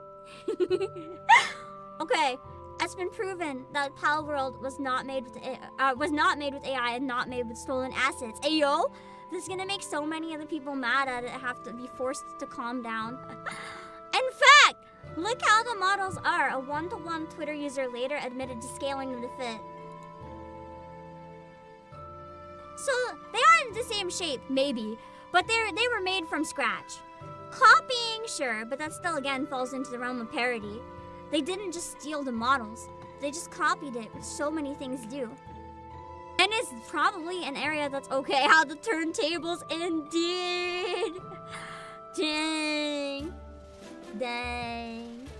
Dang. And then they put a convention. I feel a little regretful for using exactly so flippantly here. I was trying to be silly, but I think it gave an incorrect impression. I want to emphasize that while some elements are similar, these meshes are not literally exact copies of each other, which proves that the models, as similar as they are, were made from scratch! Debunked! Let's go! This is why I like looking at an argument from both sides instead of just assuming one side is right. I like to get all the evidence. I'm so interested in your perspective. Is there like some common sense test that shows that this isn't an accident? I've been counting polygons, but that feels so easy to cover for. This is like what they said in the original. But as they said, if you button press in Blender, the meshes are different. So each model has been made from scratch. The polygons are not a copy. Which means, again, they could have had drawings of Pokemon or even the models and drew over them, but they still made it themselves. They made it from scratch, even if they copied it. There's definitely been traced stuff in parodies before. That's nothing new. Let me chug some drinks. Yeah. That's true. Any anthropomorphic one is going to be subject to common artistic conventions as well, like head to body size ratio and things like that. So they're gonna look similar because people follow certain trends. Unoriginal, maybe theft. No, exactly. Exactly. And even as I said, if they did steal designs, they meshed them together and turned it into something that legally is its own thing. It's more of that if they've gone through that much trouble to make it from scratch, why not make it more distinct? I genuinely think they did that on purpose. As I said, they're trying to invoke a sense of nostalgia with Pokemon players. You're not going to hit that nostalgia by making something original. You're just going to come off as yet again another cheap bootleg Pokemon that no one cares about. But if you find the line that you can get away with, copying existing Pokemon models, it's easier to hit that niche and what they're going for. Because you're going to see it and you're going to recognize parts. But they're still made from scratch. They're not actually stolen assets, but you're going to recognize parts of the design. And you're going to be like, why does this feel so familiar? Because it's the same, you know? It's also too much effort to be creative. Their goal for this game was not to be creative. Their goal was to get people talking. Their goal with this game, let's be real, you can tell by the game itself. Their goal was not necessarily to be creative. Their goal was to make waves, get attention, and make money. And did they succeed? Very much. This game has actually passed Baldur's Gate 3. I think it's passed... No, what? Didn't it break a record? I think for, like, Twitch history, for, like, the quickest game to, like, reach #1 other than just chatting status. This game has been absolutely, like, destroying it on Twitch and YouTube. Every single fucking person is playing this game. But instead of playing it myself, I kind of wanted to talk about it. If you guys really want to see me play it, I can maybe play it on, like, Saturday or something. But I still don't know if it's for me so much. But I still want to talk about it. Because I think at this point, whether you like it or not, you have to admit, whether you're here because you love Palworld or whether you're here because you hate Palworld, you have to admit, no matter what you feel about this game, it has made waves. Palworld is significant. It has got people talking. It has overtaken the streaming industry. It has challenged Pokemon. Whether you like it or not, this game is important in video game history. It is significant. Do you think this is going to be the last time this happens? No. If this game is successful, you're going to see other games pull stuff like this. Like, this is not going to be the last. This could, in fact, for all we know, be a turning point in indie games in general. We don't know. But it's definitely something that cannot be ignored. No matter what your view is, you can't say that this game hasn't succeeded in getting people talking. Over 7 million on Steam alone right now. Yeah, it's not even counting Xbox, and it's on Game Pass, so most people will be playing on Game Pass, probably, because they can just play it for free. Well, I guess not most, because most people don't have Game Pass, but a large amount of people will be playing on Game Pass, so that's not even everyone. That's fucking impressive, you know? Whether you like it or not. Yeah, exactly, Video Game Angel. It rocked the boat, whether people like it or not. It's changed things in a lot of ways. And it doesn't really matter what people think about it. It's got people talking. And sometimes that alone is the goal. What's up, Clara? Thank you for 16 months. Glad this game fills that void that Pokemon couldn't. For me, it doesn't. That's the thing. For me, it still doesn't hit what I want. But I think it does look interesting as its own thing. I'll admit, in terms of like gameplay and stuff, the main draws of it still don't appeal to me. But that being said, I've actually been kind of interested watching other people play it. I'm still not sure if I'd want to play it myself, but I had a lot more fun than I expected watching mutuals play it. It's been kind of cool watching and seeing like the different bases people build, how pretty they are, just kind of what things people want to do in the game, especially watching collabs. It's interesting. And even if the game is not necessarily to my taste, I can admit that I can see why it has appealed for so many other people. It's proof of concept for Pokemon MMO or something. See, that's what we really needed all along. If they would have given us multiplayer Pokemon with servers this big, can you imagine how many people would be fucking in love with Pokemon right now? But that would involve getting Pokemon probably to get on PC, which is a whole other situation. Which probably won't necessarily happen, but yeah. I know that there's also, actually if I do stream it, this is what I'm thinking of doing. There are mods, because this game doesn't really care if you mod it. They don't give a fuck because they're not Nintendo. This game has VR mods. You can play Palworld in VR. Like, actually.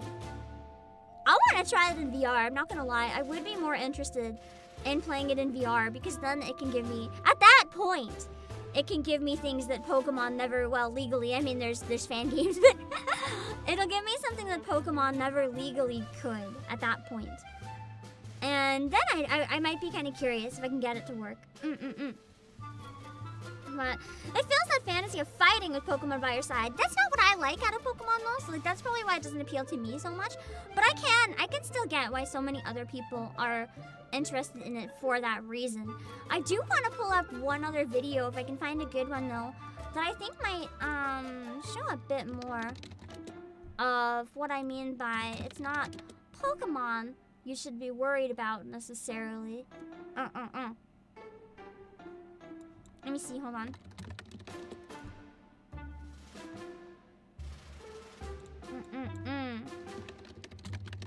So, the reality is, Pokemon audience is not going to jump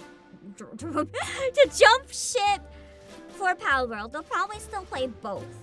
But there is one player base that is probably going to abandon their games because of Palworld. At least for a while. Oh my god. There's a law channel, Higgs Law. They did Palworld vs. Pokemon, can this be legal? They did a 1.5 hour stream talking about can Palworld be legal? Like an actual law firm. That's so cool. I'm gonna have to watch that later. Okay, I wanna pull up an actual video. We can watch and listen to this video. I think that's probably one that I need to listen to. It's by Gamer Ranks. I'm not familiar, but I think it's the best example for what I want to talk about. So let's watch this video. Sort of that sure will give you some straight up gameplay and our first impressions of the latest games releasing. Today we're talking about Palworld. This is the game the internet has been called Pokemon with guns.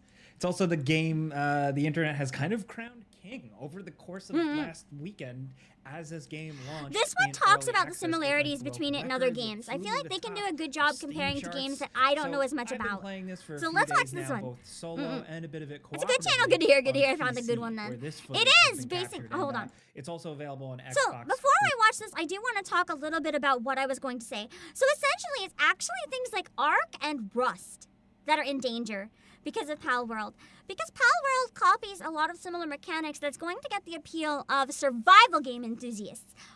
But those people invest a lot of time into a game for a long period of time.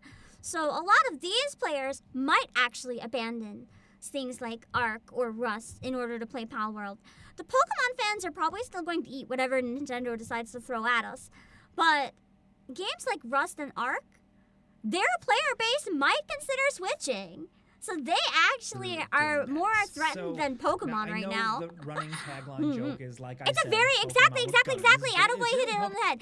So it's basically a very accessible Arc or Rust. So Arc and Rust are known for being games that are not really approachable to people who haven't played them before. They're very harsh for beginners. They'll give you a bit of a reality check.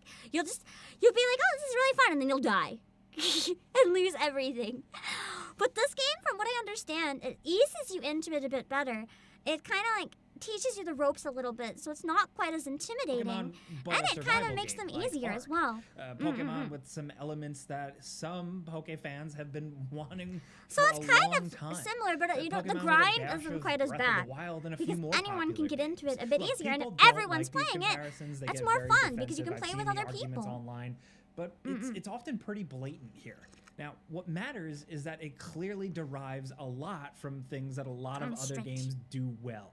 Sometimes shamelessly. Yeah, that's very obviously Zelda inspired. Some character models but no worse than Craftopia. People love that. To Pokemon they've been spoofing. So there's some potentially questionable stuff. So basically, if you like Pokemon or Zelda, well, maybe not Zelda specifically. If you like Pokemon or Breath of the Wild or Arc, you'll probably like this. Or Fortnite. Combines all of them. Survival games. I'm pretty picky. The Pokemon was kind of a bait and switch to get you in. This game gives you the survival game is the real game. It's early access. From what I understand. A little jacked and I'm not a survival game person, which is why for me it's kind of Menus and some whole mechanics could use some complete tweaking. And there's more features I'd love to see. But even with the I will admit that one's kind of a cute pal. The one that's floating above their head. I kind of like that one. There's a lot against it though.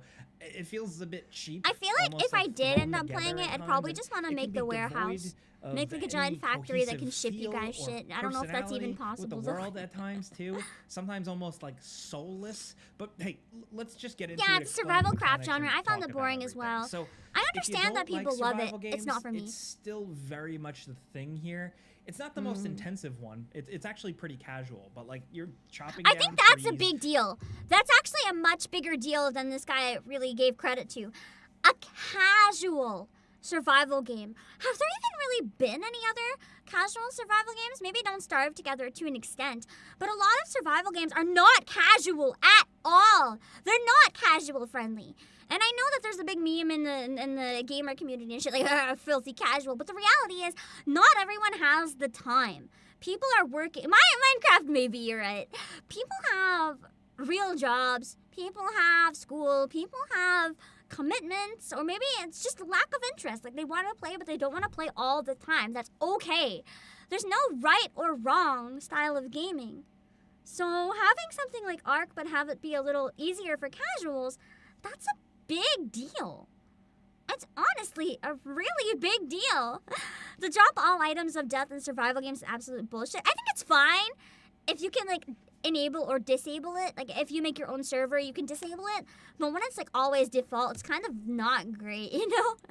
You're cooking and not eating everyone's to keep able your to like healthy, to do that, and then building just get discouraged. Log cabins. But from there, the game warehouse very and pals named after quickly viewers. gets You guys are my hooked workers. onto its catching creatures with balls. If I did play it out, it would be you funny. can run up and whack them, weaken them, and then toss a ball at them. Maybe give it one day a chance. I don't know. It has been slowly enticing me. I'm curious about it, if nothing else. Get to work, I genuinely still don't think it'd be my type of game, but it's at least got me curious. Also, that's another fair point. If this is a genre I know I hate, but the game has still managed to get me curious, it's doing something right. Pikachu come out and follow you around wherever you want, whenever you want. You can ride some of these things. You can use them as mounts. You can fly on them. You can have them. They gave you a lot of options. It's not just Pokemon with guns. That is just a cool That's thing. Just how they advertise it, because it's an option. Uncompromised here, like just having that creature with you. Those are masochists. You seem to like getting hit. Yeah, they can only do so much, but you can teach them different attacks. You can command them to do those attacks. It's simple, it's accessible, and it's casual, but it gives you that good sense use the of, same okay, thumbnails? What do you mean? For XP. So catch a bunch of the same one and do you mean get the channel, a big maybe? XP boost. Catch a new one you haven't seen yet, also you get a big XP boost.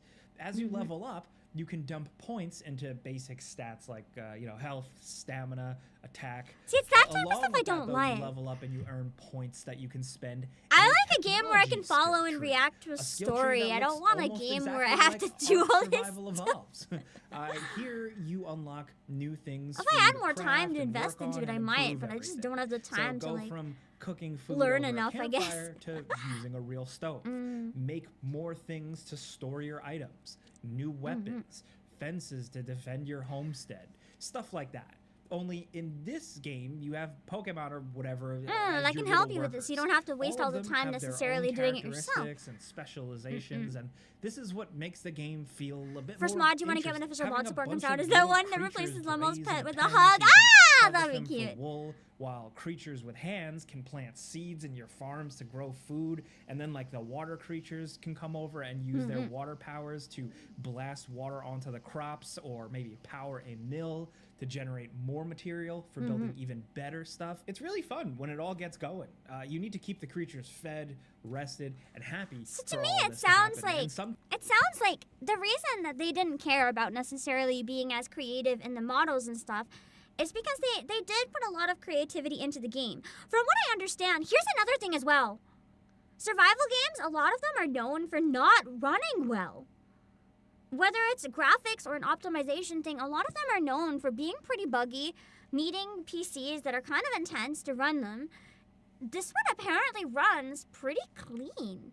I haven't heard a lot of like does the game work level complaints. It's all like, do we like or do we hate the game? I haven't seen anyone talk about optimization, which is usually the complaint you'd see in this genre. So they did something right there. And the other thing is, they combined a lot of different genres, which don't necessarily mesh together well, but it sounds like they did it in a way that's actually fun. It can be a buggy mess at times. I haven't seen any examples, but I'd believe it potentially. Ark was infamous for being horribly optimized. Exactly! And I mean, Pokemon Violet. Fucking hell, if we're gonna go there, Pokemon's poorly optimized in the most recent one, so I've seen less memes on this being buggy than Pokemon, and I think that alone is a pretty strong statement. But it runs smoothly for a survival game. That Sometimes alone your is areas impressive. will get attacked too, and you'll need to kind of rally the troops. So you can go from a little hut. And that's with true a as well. farm to John, a it's still an early fortified access house game, right? with sandbags Early and access walls is and basically towers and even they're turrets releasing it and so you can play it, weapons but the it's not creatures done could yet, use. so it's only expected Along to with get that, better. This you're is like the adventuring lowest out in it'll the be world. type thing. Your main task seems to be finding these massive boss towers. And I genuinely These wonder contain, like, a if this big game boss is battle that as you good need and to as really open as gear up people say. and I kind of genuinely prepare wonder and how long grind it'll be for. relevant. They seem challenging. It might last but a the long other time. thing is that the game world itself is absolutely huge. Yeah, Craftopia Getting is to still in these early towers access might as take a well. while. The map I is don't massive, know how and long I the game feel took to like be I've made, but I do want to barely talk a bit even about the scratched the process surface yet. because I know There they are released some cave stuff about dungeons it, with about like special the creatures modelers and the loot to team and find their inside, experience. It was really rare impressive. creatures So I hiding want to look around, look at big that. boss creatures out in the The other open, thing, the and other I've reason even I found think some they hidden weren't as bosses in some creative pretty with weird, the models and unexpected stuff is they places, didn't too. need to be. There are even Like I've seen a lot towns. of people, and this is one thing that I think is unfair of fans to compare to Pokemon. I've seen a lot of comparisons with like the graphics, like the grass, the rocks, and all that stuff being compared to Pokemon. They didn't invent their own art style, let's be real. The Pokemon, or not the Pokemon, the pals and the people and the environment, they don't always mesh together. And I genuinely think, at least a portion, it's either repurposed from their previous games or flipped asset store assets, like Unity store shit. So the thing is are all the visuals in this original are made by them? Not necessarily. Maybe, I'm not saying for sure it's assets, but a lot of the like building stuff and everything does have Unity store type look to it to an extent, the stuff that doesn't have to be original. And that would have saved, this isn't Unity, that doesn't mean they can't use assets though, if they convert them or use different ones. Was it done in Unreal? Unreal, okay, it is Unreal. They can still use like assets from like different stores or whatever, as long as they make them optimized for Unreal. The first time creating their own assets? Really? Okay. They might have still used like stock grass or whatever. I'm not saying for sure, but I'm saying if they used any stock images and stuff. Even okay, let's assume. Again, I could be totally wrong, but I want to make my point clear. So, let's assume that they used bot assets for stuff like grass and rocks. why wouldn't they? Why make from scratch something that's already been made? Like, if Nintendo or Pokemon's gonna crap on them for doing it, no one's telling, like, Pokemon's like, making grass is too hard. No one's telling Game Freak they're not allowed to use pre-made assets. AAA games can use bought assets, they just don't, out of pride. They could save money if they did for certain things that don't matter. Like, no one's gonna be like, this one blade of grass in Assassin's Creed looks like the one blade of grass in Zelda. No one's gonna care. No one's gonna care. This is where the game really feels the early access. It's pretty lifeless, with a couple of vendors and boring NPCs. So not a lot of NPCs. Barely have That's a anything shame, to say, because story and NPC is usually... fuck. Potential Writing usually makes you or can breaks just a buy game new for me. pals or visit a shop and buy items, but that really seems a lot of it's just repurposed. It's just visual dissonance. Kind of bandit camps out in the world. But I mean, it doesn't matter. At the end of the day, this feels pretty weak. Let's be real, chat. At the end of the day, would you rather have a fun game with bad graphics, or would you rather have a beautiful game but it's terrible? I think, ow. Also, Jan Cuba, thank you for the server. Why do I think now about a Palworld mod where employees fit for plus in all items or type of boxes? I feel like the thing is, at the end of the day, with games, what matters most is it fun? There are people that prefer graphics, but that's not what the mainstream audience appeals. The mainstream audience, most people, want to play a game if it's fun. With not a ton of excitement to above them, every really other factor, whether it's controversy or quality, is it fun? It seems like this is still very much what most people care about. Work in progress thing. So be warned. I'm not crazy about the graphics depth, either, though, Flame. Really they're the not. fun. They're Getting not better and better, my style. I don't like the fighting graphics with that my much. Creatures, finally unlocking like a grappling hook or a gun. At the end of the day, that's not what most people care about. Creature. That stuff is really satisfying, and it is a deal breaker for me when picking games if I want to play them. I want to stare at pretty things. That's why I choose games. I don't know how long that'll last, like how far down the tree that will feel. This is only first impressions, of course. But I've actually been impressed baby, here. get Once that you money. Start really getting a as long as production line it looks going, okay, making performs well, and has a good gameplay loop. See, that's the things I've heard. This thing did great. Things are moving and everybody's fed. Those are the things I always see praised about this game. Throw your creatures around. You can yeah, I prefer a game that has a cool aesthetic than hyper-realism as well. That's why I don't like this one to an extent. Like, it's not hyper-realism. I just find the grass and everything kind of clashes with like the metaverse-looking pals and people. Little things like that made Palworld feel like a creative spin on the many genres it's combining. Now, there's a lot of freedom here and a lot of complexity. It seems like you can find shinies out. Use a pretty. And, that's true. If they allow mods, all I have to do is use a pretty mod and make myself hot. If they put a mod where I can put my model in, I will be sold. It's a full meal. I will be sold. Real unfinished one, but I think it comes down to it for Craftopia. Who knows? Maybe they can do it for this one. Really I'll tag them. Be like, hey yo, can you do the same thing? Oh yeah, that's an alchemy sheep, 100%. Monster hunting, collecting elements, and a massive amount of exploration.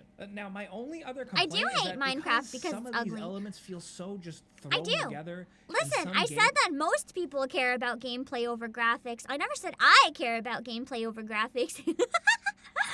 I'd rather play a broken game with sexy hot characters, but I can admit that that's not the industry. That's me. That's already in the works. Oh my god, really? They're going to mod it so I can put my model in? Devoid of character. Hey yo. Other than some of the creatures. Maybe I should get in on this game at some point. If I could put my model in the game, this would kind of be a banger, actually. On the farm, like. Then it would be sexy and hot, so I can stare at myself instead of weird, like, caveman protagonist. Story or world building or even visual style to it. It's all just kind of, like I said, tossed together.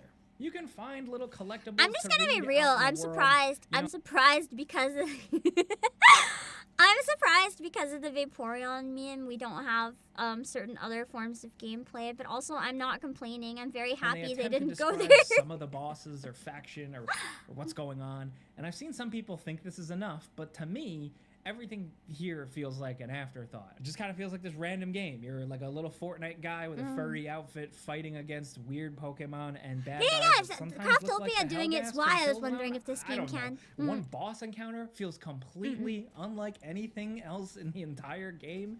It's bizarre sometimes. It's like a bunch of puzzle pieces next to each other, just not actually connected. Yet, don't Nothing say is yet. really We very don't need that interesting kind of here because gameplay. There just isn't anything yet. Although if Cult of the Lamb can do it.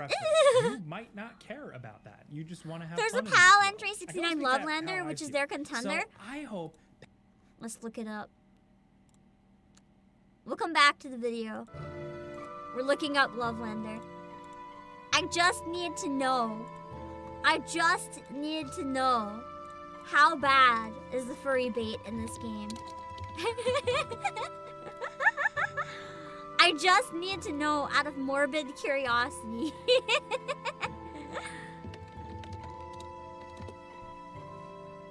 Oh god, I searched Lovelander and Palworld didn't even come up. I can't find it. Searching is not working. Are you sure Lavender? Okay. That's why I typed it wrong. Lavender. Oh Jesus. This is just Law Punny all over again, guys. Why is Rule 34 already coming up? I just searched the name. I didn't even search anything else. Oh god. You know? I guess it's fair. Because, you know, the people want what they want. It swears when it walks. Oh god. Let's look up a video. For now, I just got an image. I think this image, this image already says everything that you need to know about where the fans' brains are with this thing. Yup. This exists. Yeah. I'm sure some of you, maybe some of the lurkers, or maybe some of the vocal people have now been convinced to try this. This is, definitely something Pokemon would not quite give you. It's like you took Lopunny, but you took it to a whole other fucking level. The fact that it's a heart, of all things, covering the coochie is, that makes certainly a statement. I'm not sure if it's quite the statement I want it to make, but it makes a statement. It's something. You guys said I should look up its walking. Should I? I can. Okay, YouTube. The Paldex entry says this one got tired of pals and is now looking for humans?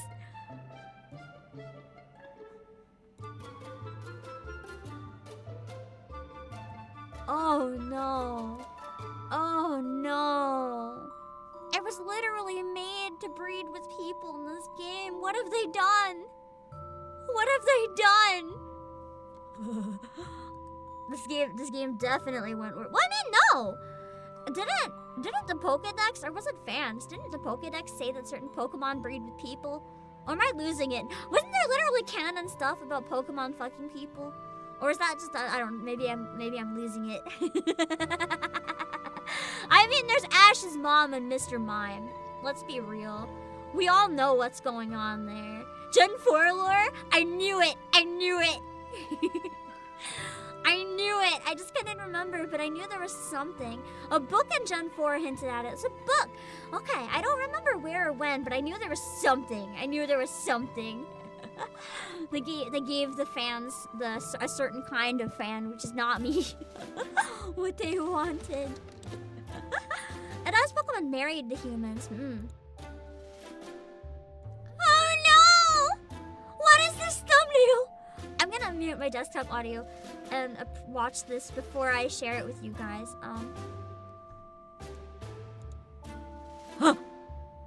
Okay, we're not watching this video. It's just an NSFW Lavender art slideshow. Oh Jesus, fuck! Why is this on YouTube? We don't need that. Okay, we'll watch this instead. This one seems a little more relevant without going crazy. Okay. Yeah. She be going. This Pokemon was just made to be horny. Holy jeez. It doesn't walk like it's walking like it's gonna pounce. I don't think you stand a chance against this Pokemon. This is terrifying. Oh god. I think its idle animation is more maybe like wiggling at this horny mom. I am gonna play Apollo Justice! In a couple hours, we're gonna do a live stream voice acting it with Ice and Umi and Roy! It's gonna be a great time. We've been looking forward to it for like weeks, so I'm so happy it's finally out. I just added this stream because I wanted to talk about Palworld a bit because I felt like there was a lot to say about it. And I wanted to talk about it before I played it, just so I could go from all perspectives without being biased. And build out a more interesting world and characters and, you know, everything that you can really King Alpaca mount is top tier. Thank God Lavender's not a mount. That would be a whole different kind of mount. And just newer stuff that isn't just evaluating on other games. Yeah, that's just me.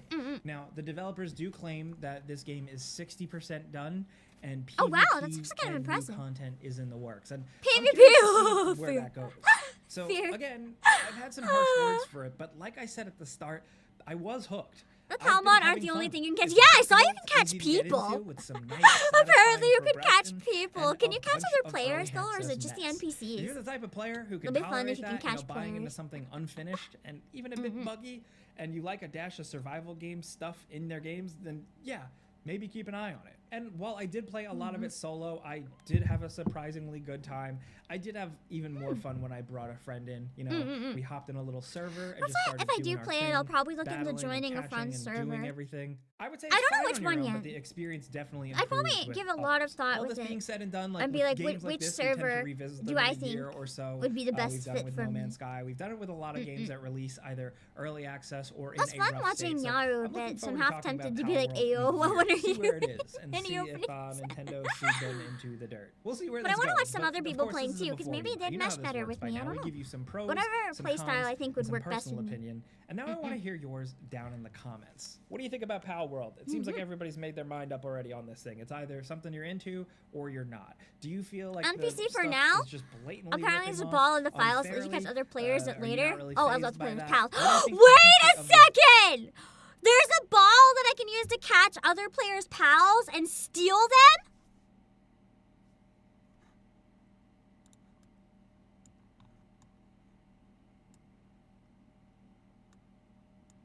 Don't worry about going inside my brain.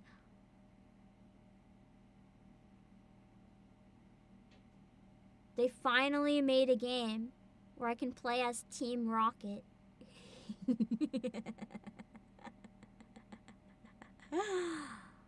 I always wanted a Pokemon game where I play as Team Rocket and just cause havoc.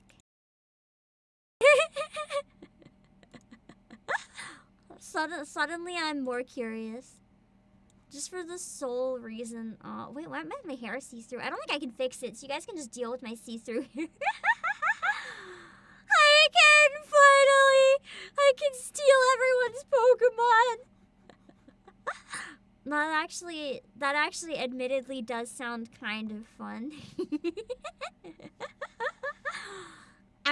I would be that terrible person. I would. Game is. Are you surprised by its success? Are you a Pokemon fan that felt like you've been abused for years and now you're coming to this? I'd love to hear your perspective down in the comments. That is one Let thing. us know anything Admittedly, you think even if about I how- like all the Pokemon games, it has to an extent been like not necessarily abusing the fans, but using them for their money and spitting them out. I mean, the fans are buying the game. No one's holding them to gunpoint and forcing them to do it, but they are. So I wouldn't necessarily say it's abusing fans, but it isn't cool either, if that makes sense. Man, tons of my parts of my body are see-through right now. That's so fucking embarrassing. I would fix it, but with this, the way I set it up, I can't. That's unfortunate. World. And if this video helped you out, you know, seeing some gameplay, getting some opinions, clicking the like button does help us People out. will Thank abuse you. that But if you're feature. new, consider subscribing because we put out videos Can't if she every gets caught single day. first. But as always, thanks for watching. Once we can and we'll catch see you guys players. next time. So hopefully that video did a better job of like showing you guys how the gameplay is similar to like some other stuff, because I don't play the other stuff, so it's hard for me to make a fair comparison, which is why I wanted to show the video. I thought it would do a better job than I could on my own. Let's just put the trailer on loop again in the back. Ah, oh sorry, it blinked and my eye split really bad. It's bleeding again. God, it fucking hurts. Yeah. If you die, your Pokemons are also dropped and anyone can pick them up. I don't like that personally, because I am the type of person that would want to, like, never ever lose them, and I would cry. So that'd be good stream content for you guys, I guess, though, while I'm sobbing. And that's true. It's not like necessarily straight up abuse, but it's kind of like stringing along Pokemon fans, I guess. Maybe is a better way to put it. Only on hard mode? Okay, I can disable it. I can disable it. That's good. Slap some bandages on your eyes. BRB. Becoming 2B for my stream later. Oh yeah. Oh yeah. There was some other stuff I wanted to talk about it though. But yeah. The music's too loud again? What the fuck? What the fuck? This is where it was earlier. But I largely think that what it comes down to is a lot of people are very mad that it's copying Pokemon, but the only reason they're mad is because it's getting so much attention and doing well. If this was a tiny little bootleg, no one would care. But the reason people are so upset is because it's more popular right now than Pokemon. Like, actually. The Pokemon bootleg NFT, or a lot of the other games that have been made before, the reason that Pokemon fans didn't care and weren't as salty is because they didn't gain the same level of popularity. But this game has. And that's why they're now seeing it as a threat. Even though Pokemon fans, to an extent, should be grateful that this is challenging them. Because maybe thanks to this game, they'll get more innovation in their next Pokemon game. Maybe this game genuinely will challenge Game Freak to try new things. It's not all bad. I mean, there should be competition. When you don't have competition, that's when you don't have innovation in any field, not just games, but with technology, with food, with anything. The more competition, the more likely someone will make a banger, really. Pokemon like tier list stream. I don't know how many I've actually played, so I feel like I wouldn't be able to do that. Maybe design graphics only or something, but it's certainly something. Real talk, you don't want open world survival Pokemon. You just want a fun world to explore with modern quality of life that makes a fun game. I'm with you, Retro Nutcase. I don't want open world survival Pokemon. That's why this game doesn't appeal to me in the same way. I might still give it a try and see if actually playing it changes my mind, but that's why I'm not like super sold on it as a concept. I'm not like, Palworld, best game ever. It's not what I personally want. A Sword and Shield, if it would have innovated more, would have come close. I did like the graphics, but admittedly, the raid areas and the multiplayer stuff was kind of a joke. Like, that's a good point too. You tried Palworld and it's fun. You can enjoy it. You just want Pokemon itself to be like this. I agree. If Pokemon came out and was exactly like this, I would be really fucking disappointed. But I think that's another valid opinion. So many people are having like Palworld versus Pokemon. There can be both. You can enjoy both. There's no shame. It's just another genre, or another game in a genre you already like. What's wrong with liking both? I'm curious, Retro Nutcase, what is your hot take? What do you think Game Freak should do, out of curiosity? But yeah, essentially this game is selling well because it has a lot of familiar things, but it combines them all to become something new. And I think that's interesting, how they actually have done a pretty successful job of doing that. It's fine as a parody, but doesn't really stand on its own otherwise. I agree to an extent. I feel like if this game just came out with its own monster designs and didn't really pretend to be a parody of Pokemon, like having the models be so similar and being like bootleg parody versions is what got this game so much attention. Without that attention, I think this game would have flopped. Even if people like it now, without the memes and the notoriety, this game would have been nothing. So I think making it a parody was a good choice, honestly. Even I don't know what came first, the game idea or the parody, but I think it's very important that they did that, and that's why it succeeded. Game Freak's next mainline Pokemon entry should use the pre-presentation visual approach that Let's Go Pikachu did, but with modern quality of life. I've never played Let's Go Pikachu, so I can't say for sure, but I have heard some people say similar. I think a lot of people seem to really like that game. You don't see them doing anything. The game is basically a different genre. I don't think they're going to do anything. They have been taking down mods, but they're not going to take down the actual game. And even if they try, they can't. It's different. It's too different. They know it.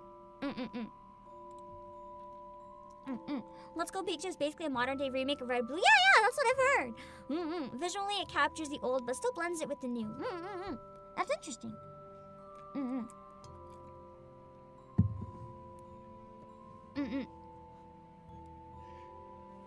So you feel about it, the game looks fun, but it's like several different games it's just thrown together randomly. That's because it is. It's not even trying to pretend it's not. It's like, yeah, we shoved a bunch of games together, but you guys like all those games, so you like this one, right?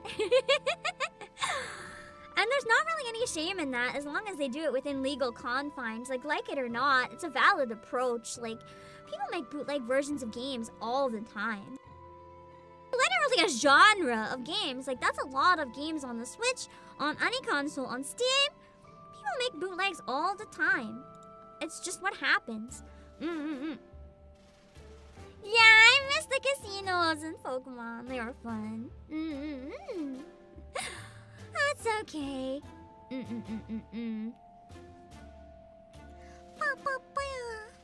I think another reason that a lot of people like Palworld is because and this is just, it makes sense. Pokemon is targeted for all ages, right? But it was originally made in an era where it was made kind of for children. But a lot of the children that grew up playing Pokemon and never really outgrew their love of Pokemon grew up. And yet, Pokemon's approach has still very much been targeting children, which is okay, because that's what they want. They want children to buy it, even if most of their player base is still adults anyway. They want children to buy their game. They're marketing it to children. And because of that, they need to keep Pokemon very sanitized. They want mommy and daddy to buy the new Pokemon game for a Christmas present, essentially. And because of that, if they want mommy and daddy to buy it for new Christmas present, they've got to sanitize the shit out of it. They have to. That's why you're not going to get real Pokemon with guns. It's not going to reach their target demographic. They can't really do it. But for people who've been tired of having a game so sanitized, Palworld offers something new. This game is unhinged. It's not sanitized. It basically takes Pokemon and takes everything that makes it kid-friendly and just throws that out the window. Now you have a Pokemon that wants to fuck you. Now you have a bunch of pals that you can murder for some reason. It takes everything. That's true to an extent. They've ignored the audience that grew up and has the money in an effort to keep the same audience. But Pokemon doesn't have as much pull with kids as it used to. I mean, it does to an extent. It's still popular.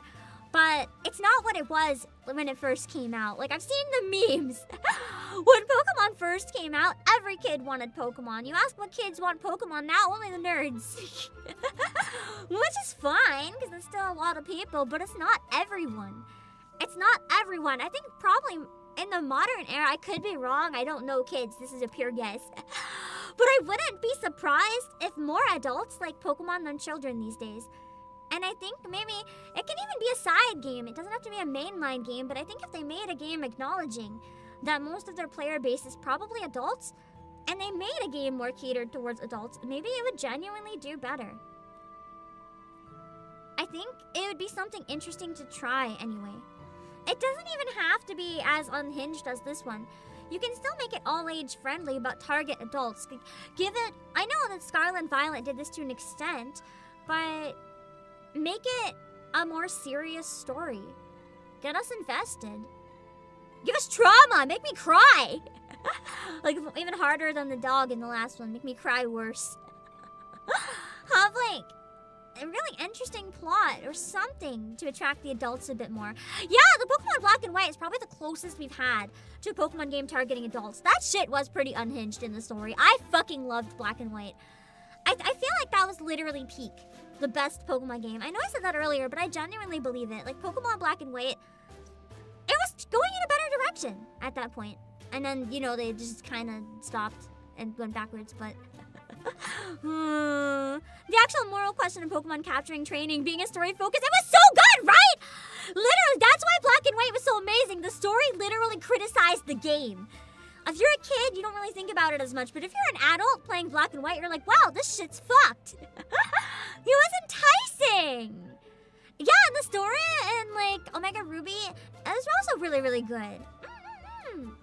I also quite like that one, but I didn't like it as much as Black and White. I still want a Black and White remake for Switch, but like done properly, not like this fucking terrible Diamond and Pearl one. Not even a remake. I'd be happy with a straight up port. I'd replay it on stream. Now I'm tearing up because I remember Pomu crying in her last Pokemon stream. Fuck yeah. Sad. Yeah, I wanted the more darker and more mature Pokemon story. You can still have fun, colorful, funny moments, but like PG-13, I do think that's a fair compromise, Demo. We don't have to go for straight up like rated R or like super violence, but PG-13 Pokemon, like come on. Come on. Most kids are gonna watch or play PG-13 shit anyway. You have kids playing Call of Duty. So can you at least give us PG-13 Pokemon? You're still gonna have the same children like potentially buying it, but now you also have adults. PG-13 is like the best compromise. They could at least try. Then you beat Ed's ass just to spite him. I definitely misunderstood your chat. And I for some reason, I just imagined like straight up slapping Ed's ass. And I was like, yo, I don't remember this. But I would play that. I'd play that. I'd play that Pokemon game. This is fun. But yeah, I think genuinely having it be unsanitized and not treating the main player character like a child is a big reason why this has so much mass appeal with Pokemon players who are just done. That makes sense. A game where you play as Jenny and stop crimes? Nah, I want to do the crimes. A game where I avoid Jenny and I play as fucking Giovanni. That's what I want. I genuinely think that would be interesting, though. No, I want to play a game where I play as Domino. She doesn't even use Pokemon. Like a hack and slash where you just, like, steal Pokemon and you play as Domino. She beats people up by, like, kicking them. She has literally fought Pokemon with her own body. I want to play as Domino.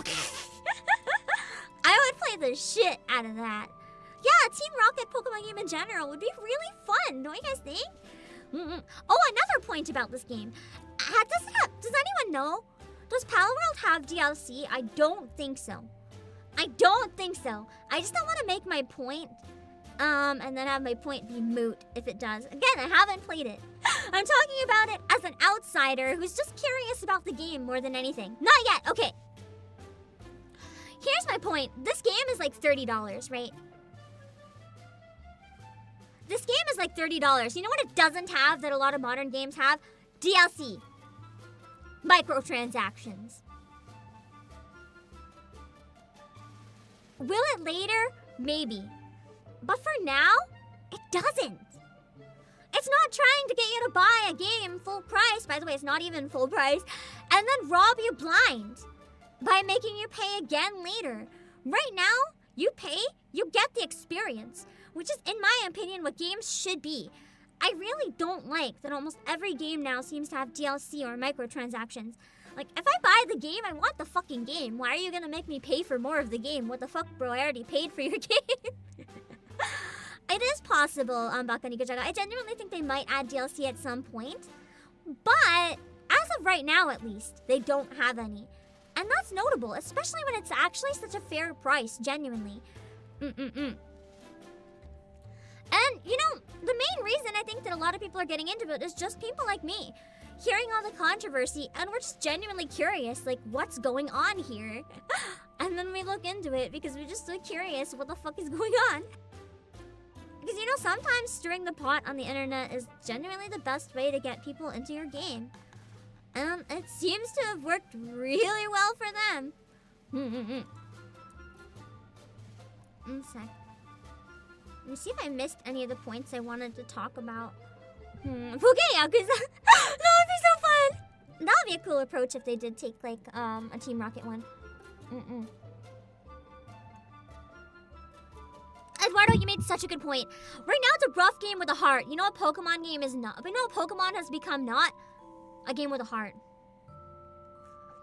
While I loved some of the characters in the newest game, and I still love Scarlet and Violet personally, I can admit that the past few Pokemon games, especially the Diamond and Pearl remake, it's like all the heart has been taken out. Pokemon feels like it's become a corporate selling game. Like, I know every game that's not indie is kind of that, even indie to an extent, is that to an extent, but the thing is, Pokemon feels to an extent like it's sold itself out. It's not trying to be innovative or fun, it's trying to become a quick cash grab. The love is gone, exactly. They know people will buy it, so they're just trying to rehash it as quickly as possible with as many installments as possible to make a bunch of money. Which is why fans are notably upset, because fans like Pokemon because of how much heart has been put into it. And now it just kind of feels soulless and empty. Exactly, it's kind of just existing to sell their merch. Whereas this game, it doesn't really have any merch or anything. This game has a lot of heart in it. Whether it's objectively great or not in the long term remains to be seen, but it has a lot of heart behind it, even if it's not that original, which is something that Pokemon hasn't been able to do recently. Yeah, it's become very cookie cutter, and then this one decides to just throw the cutter away and make a giant ball of dough. And just bake it for what it is and have people see for themselves if they like it or not. If that makes any sense. But, yeah. It also has, I know that Scarlet and Violet tried, but the multiplayer really is a big deal. Because I know me personally, one thing I've always wanted out of Pokemon games is the ability to play the game with other people. But I don't just mean walking around and then doing your own thing. I mean, like, make parties, go up, fight NPCs together, fight wild Pokemon together. Scarlet and Violet never gave us this other than the raids. Encounters are still individual. I want literally a Pokemon game where I can go through the full experience with other people. And it seems like, to an extent, this one has that. Are these characters, are they like gym leader equivalents? Does anyone know what these people are? I don't actually know. Question, does this game have a fucking story, or is it just sandbox? Because if those are gym leaders and it does have a story, I'd probably be a little more interested. They're tower bosses? Okay, so it's kind of like the equivalent of Zelda where you have to scale the towers and unlock them. So they're rando tower bosses, not necessarily like a big story so much as just like specific people in certain areas. They don't have a story. See, that's where they automatically lose me to an extent. Having a good story is a main feature that makes me like or not like a game. So if they add a story in the future, that would really help me. For now, that's why if I play it, it would need to be a collab. I kind of need a friend to make a story, and then I'll just follow their story.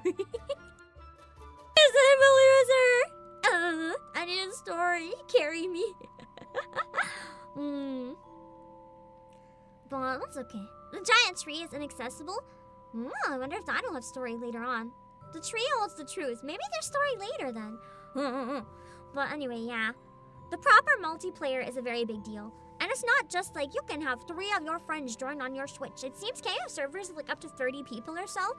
And they'll probably expand that later if they can. So that's already a pretty big deal. The Dark Souls method of storytelling, we have to read journal descriptions. I want to experience it for myself. I don't want to read other people's experiences in a journal. Fuck that. But I also get it. The CEO had mentioned he doesn't really like having a hard story for the genre of game. I mean, it is a sandbox game, so I think it makes sense if there's no story. That's why it doesn't appeal to me specifically. That's why I was not interested in the game, because of no story. But I also understand story is not really what everyone wants. But it's very much what I like to have. No story is a main deal breaker for me too. Thank you, the Pontiff. I'm glad someone understands me. I'm glad someone understands me and why the game is not necessarily my thing. But I might still give it a chance. For all I know, playing it will change my mind. You know, we don't know. We don't know. I haven't tried it, admittedly. But again, that's why I wanted to talk about it first. I wanted to talk about it before I became biased and played it and hated it or played it and loved it. I wanted to talk about it while I was still neutral. But yeah. But it's I think a number of them have been like blatantly copying from old Fakemon. That has been admitted, which is kind of sucky. But again, fan art and fan designs aren't copyrighted. Is it scummy? Maybe. But is it illegal? No. It's like if you take a fan fiction off the internet and rewrite it with your own original names and publish it. Is it scummy? Maybe, but I mean, it's not really copyrighted. If you don't copyright something, it's up for grabs. Like, that's just how things kind of work. People will cancel you if they think it's rude, but I mean, legally, there's nothing that can really be done that much. Well, it is what it is. Anyway, everyone mad that there's been no innovation in this genre. At least now there's been kind of innovation. Even if it's not really innovation, it's like slamming a bunch of games together. But by doing that, it's kind of innovating because each of them had been lacking something, and combining them, you're kind of filling those voids. No, whatever you create is copyrighted. I mean, that's true maybe. Getting it registered is a formality and helps in court. So they might not win because they don't have it formally registered necessarily. How? I wonder then. Is something only not copyrighted if you decide it's not copyrighted? Let me look this up real quick. I'm curious. It'd be interesting if they do have legal grounds. Is stuff automatically copyrighted? Hey, Google. Oh, Jen, keep a time to sleep. I wanted to apologize. Thank you. Generally, an original. Oh, okay. So if an original work is automatically protected by copyright the moment you create it, I guess then fan work and stuff isn't. So I guess that means if you make an original work and you want people to be able to use it with no copyright, you have to like explicitly state there's no copyright and then just not take action, I guess. You just choose not to assert your copyright. Okay. I probably should have known this as the CEO of a game publishing company. This is fine. We're learning. This is great. I learned it before I can plagiarize shit accidentally. I'm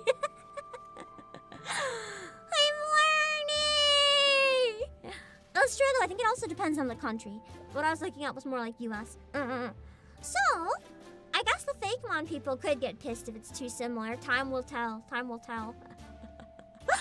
I don't think Fakemon would have the money to get lawyers though. Also, I kind of like that plague doctor bird that keeps popping up. Exactly, that's true. I'm the CEO. This is what my lawyers are for. I don't need to think about this, Brooke. This isn't my area of expertise. This is why I hire people. Well, oh yeah, one other thing that I've seen has been controversial. Let me try to find directly, if I can find it.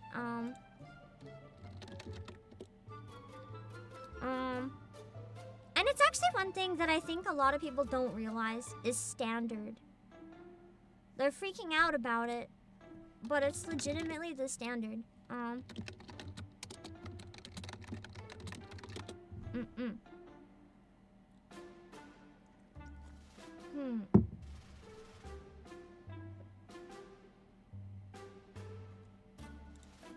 Hold on.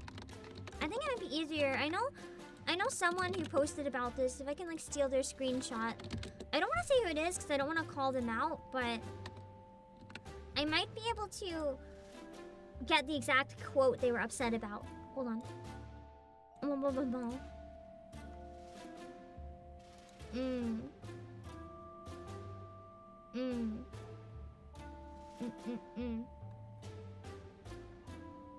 Hold on, I'm looking.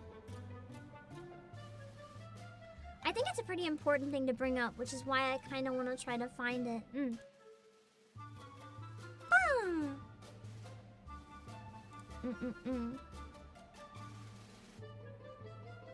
Yeah, fanworks do seem like they're a legal minefield. If anything that you create... Well, it didn't say anything original you create.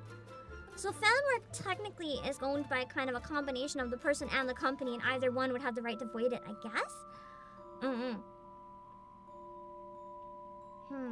Because while the person made it, it did steal the copyright from the company, so it's complicated.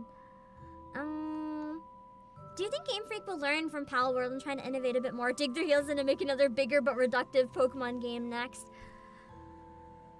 I hope. Not from Palworld. I hope from the reception of Scarlet and Violet. It's sold well, so it's going to depend if they look at the actual discourse online and what people have been saying, or if they look at only the sales numbers. If they look at only the sales numbers, no one's gonna fucking care. But if they look at what people are actually saying, I think there's a chance they might realize there's a problem. So it's very much going to depend on what they look at, which unfortunately, if I had to predict, I would say it's probably the money. But it isn't necessarily going to be the money. I can't find the post. Maybe they deleted it?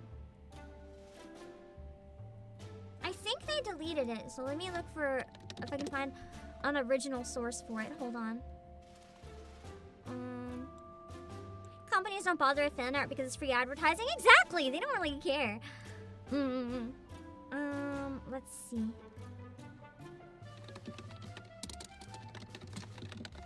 I need to find their streaming rules. There's so 1,000% a lawsuit being prepared right now. I don't think so. And even if there is, I think it's going to be really complicated and they might lose. For all the reasons. Like, it very much, if you think about it, under parody law, this very much is, like, not actually breaking any rules. I can't find the live streaming rules for Palworld. But there is one thing that I know for sure. If I can't find an image, I can still talk about it. Okay, I can't find an image, so let's just talk about it. I don't have any evidence, but I swear this is the thing I've seen going around. So one thing I've seen a lot of content creators complain about is that Palworld, if you play it, if you use Palworld to make money, they have the right to use your content for free to advertise Palworld. And a lot of people are saying that's uncalled for and that they're taking advantage of creators. But I disagree. Is that not standard? Is that not what most games would say? Like, most content creators are lucky that the game companies aren't suing their asses for using their games to make money. Exactly. To me, it sounds fair. To me, it's fair. It doesn't mean they have the rights to your character. It's not like, you played Palworld, now I can put your VTuber avatar in my game for free. That's not what they mean. That's not what they mean. What they mean is, like, they can clip your stream and use that in an advertisement for the game or whatever. And as much as that might suck if you don't consent to it, I think it's more than fair. If you're making money off of their product, I think, like, without even asking them, or I think they have the right to make money off of your product using their product. Like, it just makes sense. Like, I know Final Fantasy XIV is a weird one. Final Fantasy XIV is a weird one because a lot of companies, or Final Fantasy, like, they don't like streamers, but they also rely on streamers to keep the community alive. So they have a lot of, like, they have a love-hate relationship with streamers. Mostly everyone gets away with it and it's fine. But they do have stricter rules, like no mods and all that stuff. It's weird. I feel like everyone breaks a lot of their rules and nobody really gets punished for it. It's just weird. Square is both really strict and really open at the same time. The no mods thing I get, but I also don't get. I think in terms of cosmetic mods, it should be open. It's not, but it should. In terms of things that affect gameplay where it's an MMO, I get it. It's cheating. You can't do that. But things that just make the screen look different, like, who's that hurting, really? Nobody. Absolutely nobody. Like, I get it, maybe they don't want people to be, like, known for NSFW mods or whatever, but every community has that corner of the community anyway, and if you embrace it, you make more money, so really, they're just losing. I think it's more gameplay because they couldn't use you or your avatar in an ad. They don't own you or your avatar. I think they could use you and your avatar if you were playing it. Like, they said they have the right to, like, everything in your stream, I'm pretty sure somewhere. And content creators are saying that's abusive to creators, but I disagree. I genuinely disagree. I think it's fair game. If you make money off of their game, I think it's fair game and they make money off of you. And I don't even understand why that's controversial, because I kind of just always assumed that was an unspoken rule as a streamer. Like, if I used a game for a stream and then that company, instead of suing me, decides to use my stream to make stuff for themselves, I think it's fair. I think it's more than fair. They have to be against all mods because of the sanctity of world first. I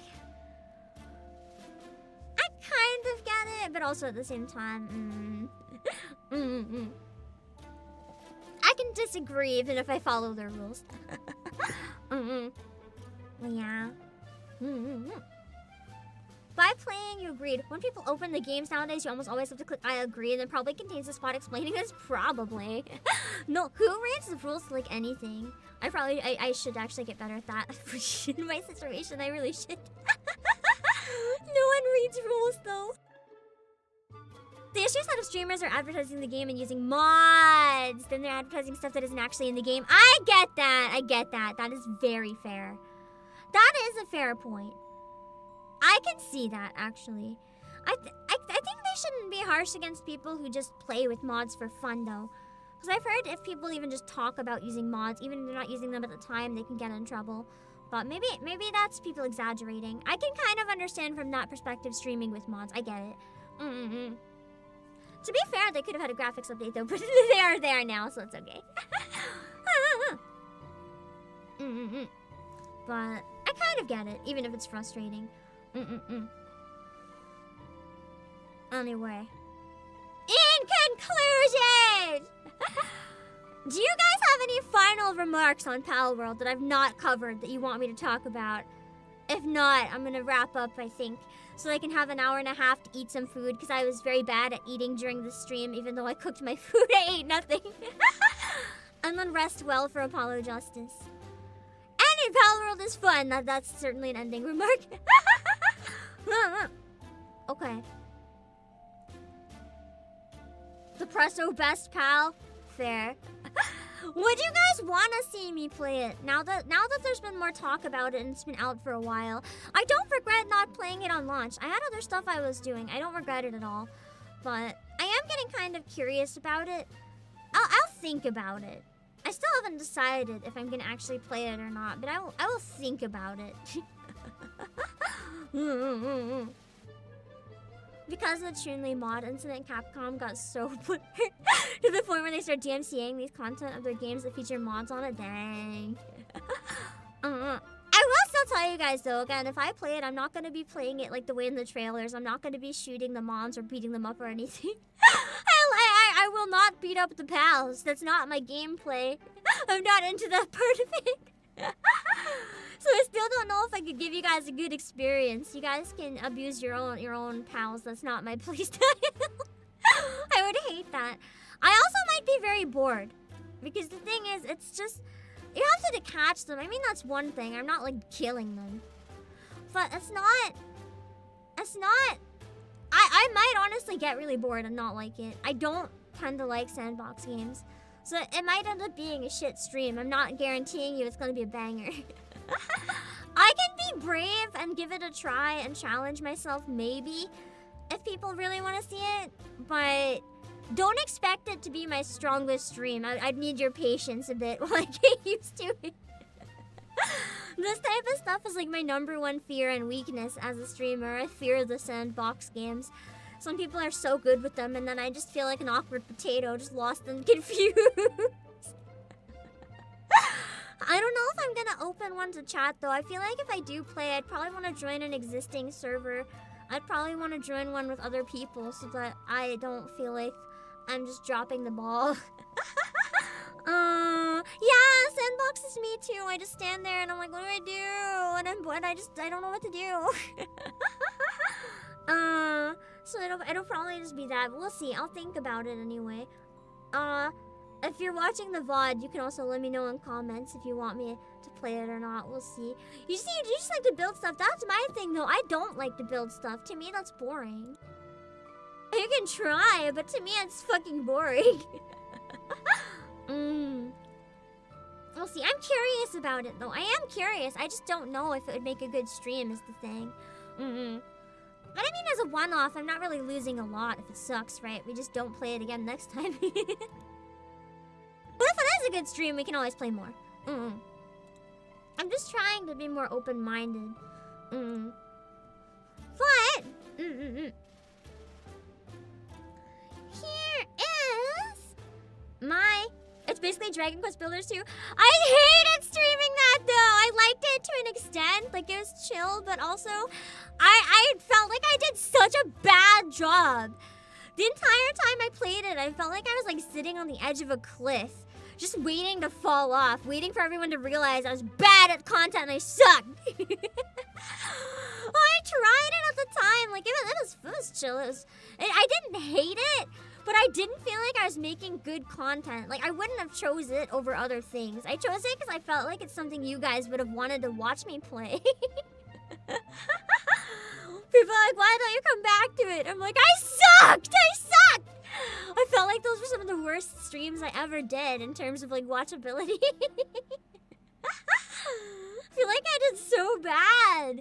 I was just walking around like, what do I do? The reason I did okay with that one is because it actually had somewhat of a story and I could just run around fighting enemies and stuff. I was like ignoring the sandbox shit as much as I could.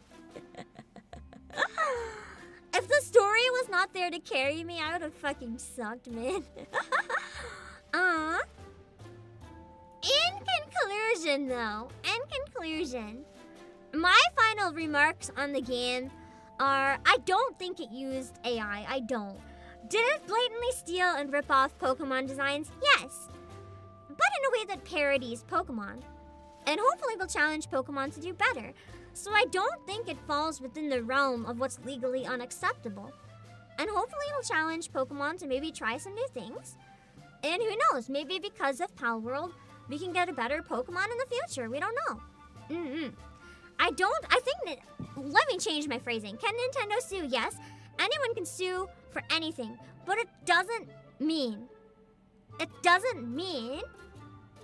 that it's going to work or that they're going to win. I don't think they will because they know it'll be a waste of time. I think they will continue to sue any mods that make it closer to Pokemon. There's one that blatantly used Pokemon models. That was something. You'd argue karaoke streams have the least rewatchability because it's an archive? BB Disc! I leave mine archived, though. I usually archive my karaoke. But, I don't think Nintendo's gonna sue them. Even if there's a fucking Gyarados in the background right now. And even if they do, they'll lose, and they know it. Nah, I'd win. I mean, they have really powerful lawyers. They might be able to make some very scary threats, but I don't think this game's going anywhere. And here is the Pokemon got cease and desist because he was asking for money. I think even if they weren't, they would have gotten a cease and desist, though. Hello, Noe! I know that Noe was someone like me, actually. You were, I think, posting in Discord at one point how you weren't interested in the game, too, right? I've been increasingly curious about it. I still don't like sandbox games that much, so I still don't know if it's for me. But I genuinely think that a lot of the hate is misguided. I think that people can make the decision for themselves. If it makes them uncomfortable that the designs are blatantly stolen, kind of mashed together, that's okay. If you're upset by it, you don't have to play the game. But I do think it falls under parody, and it's not something...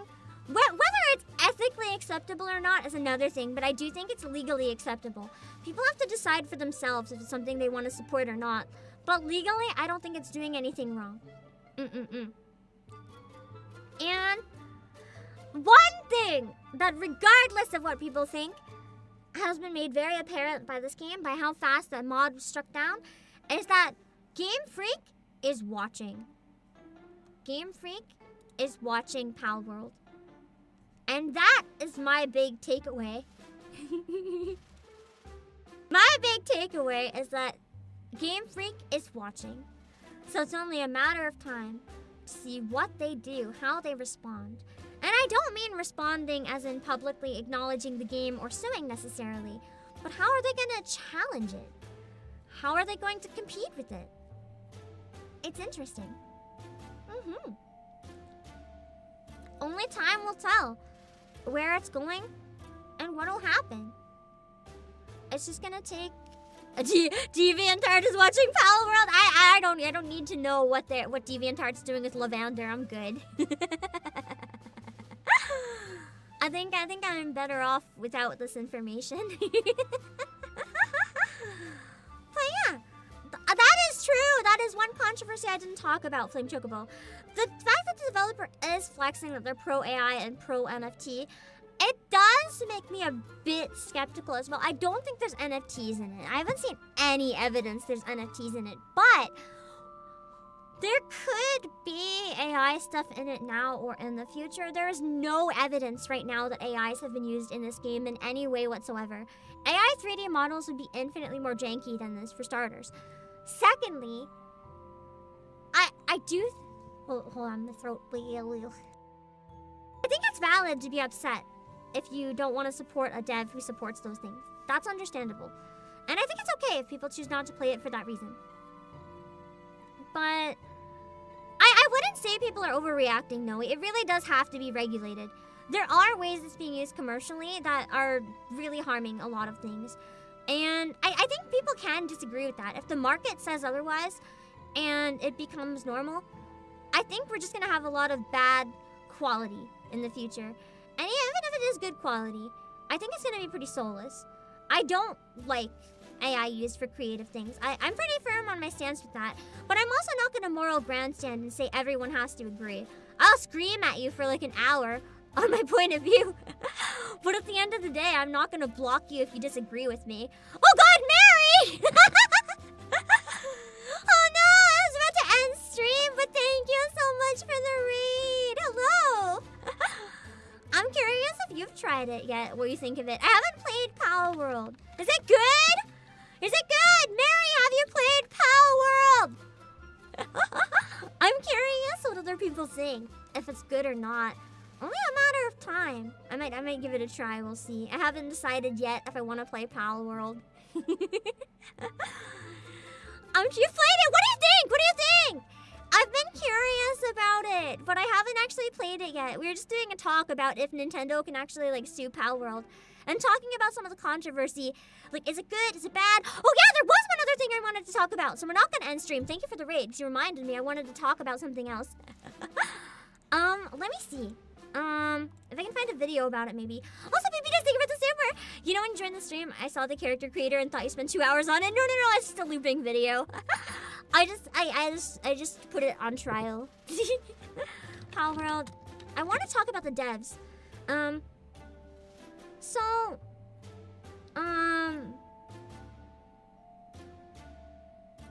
think I'm gonna pull up Asmongold's video of it. It exposes just how much Pokemon could be if they cared. Yeah! I was talking about how I'm hoping this will challenge Game Freak to maybe do a bit better. Or, oh, yeah, this video. I was like, why am I capturing red? It's fine. I was talking about how I'm hoping it'll challenge them to maybe do better in the future. Or try new things at least. But I wanna watch Asmongold's video because I think it covers some things that I didn't, that I wanted to talk about. And that's mainly the devs that were on it, the developers. This game is made up of a lot of misfits that were rejected from other companies and were given a chance. And I think that's actually really sweet. Based as duck. So they did an interview. They're interviewing Palworld guys on Japanese TV. None of them knew how to develop a game. We all learned on the job. They learned on the job. They did their best. $10,000. Listen, that game, you have to admit, is really impressive for $10,000. Regardless of what you think about it, that is actually really impressive. And I think that, honestly, if they could do that on $10,000, imagine what they can do now that they've had all this money coming in. Stuff done by some middle schooler who was working part-time at a convenience store. The developers went to... The thing I find funny about the game is the PAL 69 at Lavender. But then it was laggy, so they went to Unreal. None of them knew how to use Unreal, so they decided to split up the docs. The senior dev had to teach everyone what Unreal was and how to use it. So listen, that's actually a really based of a dev. Instead of firing them and just hiring people who can use Unreal Engine, they literally trained all of these people and taught them how to use Unreal Engine and gave them a job. That is actually, like, impressive. So I will argue the AI and the NFT stuff is fucking weird. But the dev has done some things that other devs The will decision to not make do. it Pokemon with guns was because this, they were mirroring worried recent that the game Riot wouldn't be a Games global playoffs? success unless Like, they had damn, the guns. this dev out here because really giving people a Americans like to chance. shoot things. The gender-neutral Type A character creator was likewise because Americans sometimes want to make very ugly characters. There's That's a lot of actually really not good true. options though, but if no. the Japanese fans see Japanese this, fans it's not have the made some Americans weird that like to make designs. the ugly characters. I just It's okay. the- I'm just gonna pause for a second. I just kind of like the option of having gender-neutral character creators because then it's kind of gives everyone the flexibility to do whatever they want, and I like having that open flexibility. That's one area of game development where I like it to be open. Let me use anything I want, any hairstyle, any clothes. Why lock it? Let me be a boy in a dress or like whatever. Let me be whatever. Development studios that like to make the ugly characters. The real players, I the like real to make people, sexy none of us characters, actually personally. want the Type A, Type B bullshit. Yeah, okay? no, just let us make normal anything. characters with normal proportions and make them hot. Yeah. That's what normal people like to see. There are only freaks on social media Wanna that dress have girly, different mood. perspectives, okay? I'm sorry, but that's reality. Everything else is a mental illness. No I don't agree version with control everything that he used at says, all. too, We like, didn't 'cause really I know do which one would work, criticize so some we of copied Asmon's all the opinions, files but- onto a flash drive every day. Every week, we would buy a bucket of new flash drives. Baby Jess, thank you very much for the super. Can I you come hadn't up as gotten hired by helicopter? any big I don't know how to train companies. you to I be a was very helicopter. surprised that Steam would just let us publish anything. I didn't think it would be a good fit at Nintendo. I want to make big things that are groundbreaking and creative. I'm a trend Imagine the developer literally said, I don't want to work with Nintendo. They'll restrict me too much. I think that says a lot right Polar. there. Even though- it is. What's I your mean, creative it's- vision? I don't it's have a still creative just combining vision. stuff. I just want to make a game that people like. That's fair, though. Making a game people like is it's- space. Yeah. So I go and I make a tweet about this today, right? And I say the success of Palworld proves that the only thing that customers actually care I about do is a good disagree game. about this to an extent, but hear me out. I think he's right. He is right. But I also disagree with the way he says it. I'm gonna stop there because I mainly just wanted to talk about how it's a bunch of devs that like got to learn on the job and didn't have a lot of experience. I don't really want to talk about this part of the video because I agree, but I also think it's a problem the way he frames it. He kind of laughs in its face, but this really is something that affects a lot of people. I think it's okay. There are a lot of people who are potentially affected by things like AI and things like that. And I think it's okay to be upset about those things, but you can't demand that everyone else is upset about those things if people aren't. You can share your point of view. You can share why I'm upset, and then people can either agree or disagree. But as I said earlier, the market always decides for itself. At the end of the day, the people buying the game are going to decide if they want something or not. So the reality is, no matter what we see on Twitter, for either point of view, the NFT and AI bros, that's a small point, the small part of Twitter. The people against AI, that's still a small part of Twitter. The majority of people probably don't even fucking use Twitter. So I don't like how he kind of laughs at something that genuinely affects a lot of people, and a lot of people are actually really upset about. I thought that was kind of cruel.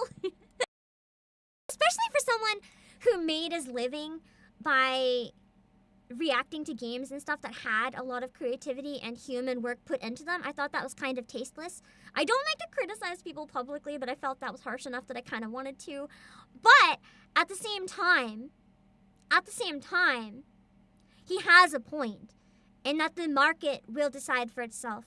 You can be upset about these things, but if everyone else buys it anyway, your opinion at the end of the day is not what the devs care about. The devs are going to care about what the majority of the people agree with.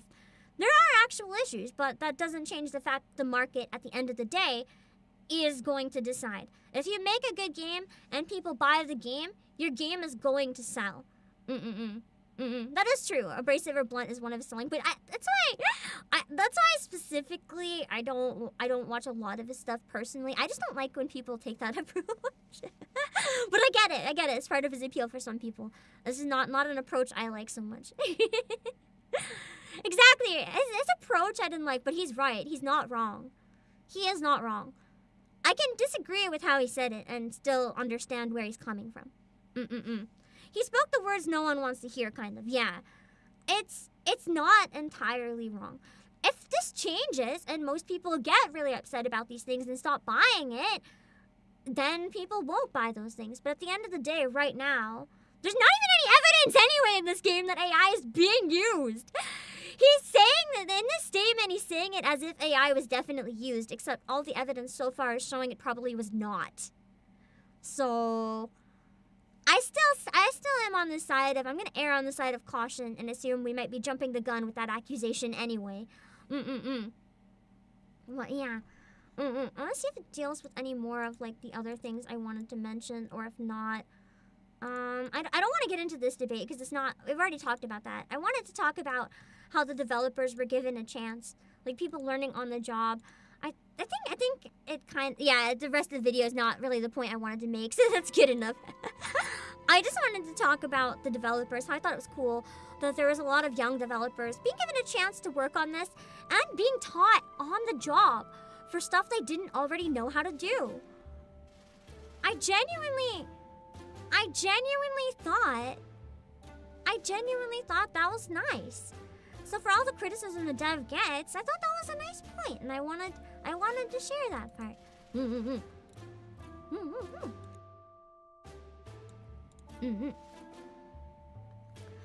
That's also one other point I won't get into. Just the devs won't, or gamers won't vote with their wallets.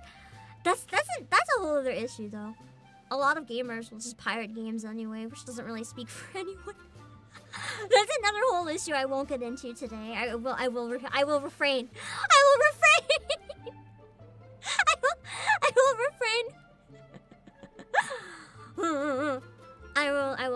I will not get into an argument on this stream why I'm against AI being used that way. I've had this argument before, and I want to wrap up, so I'm not getting into it right now.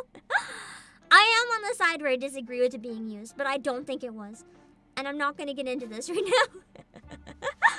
I will go on too long and I won't shut up. And I have an Apollo Justice collab with some really cool people coming up.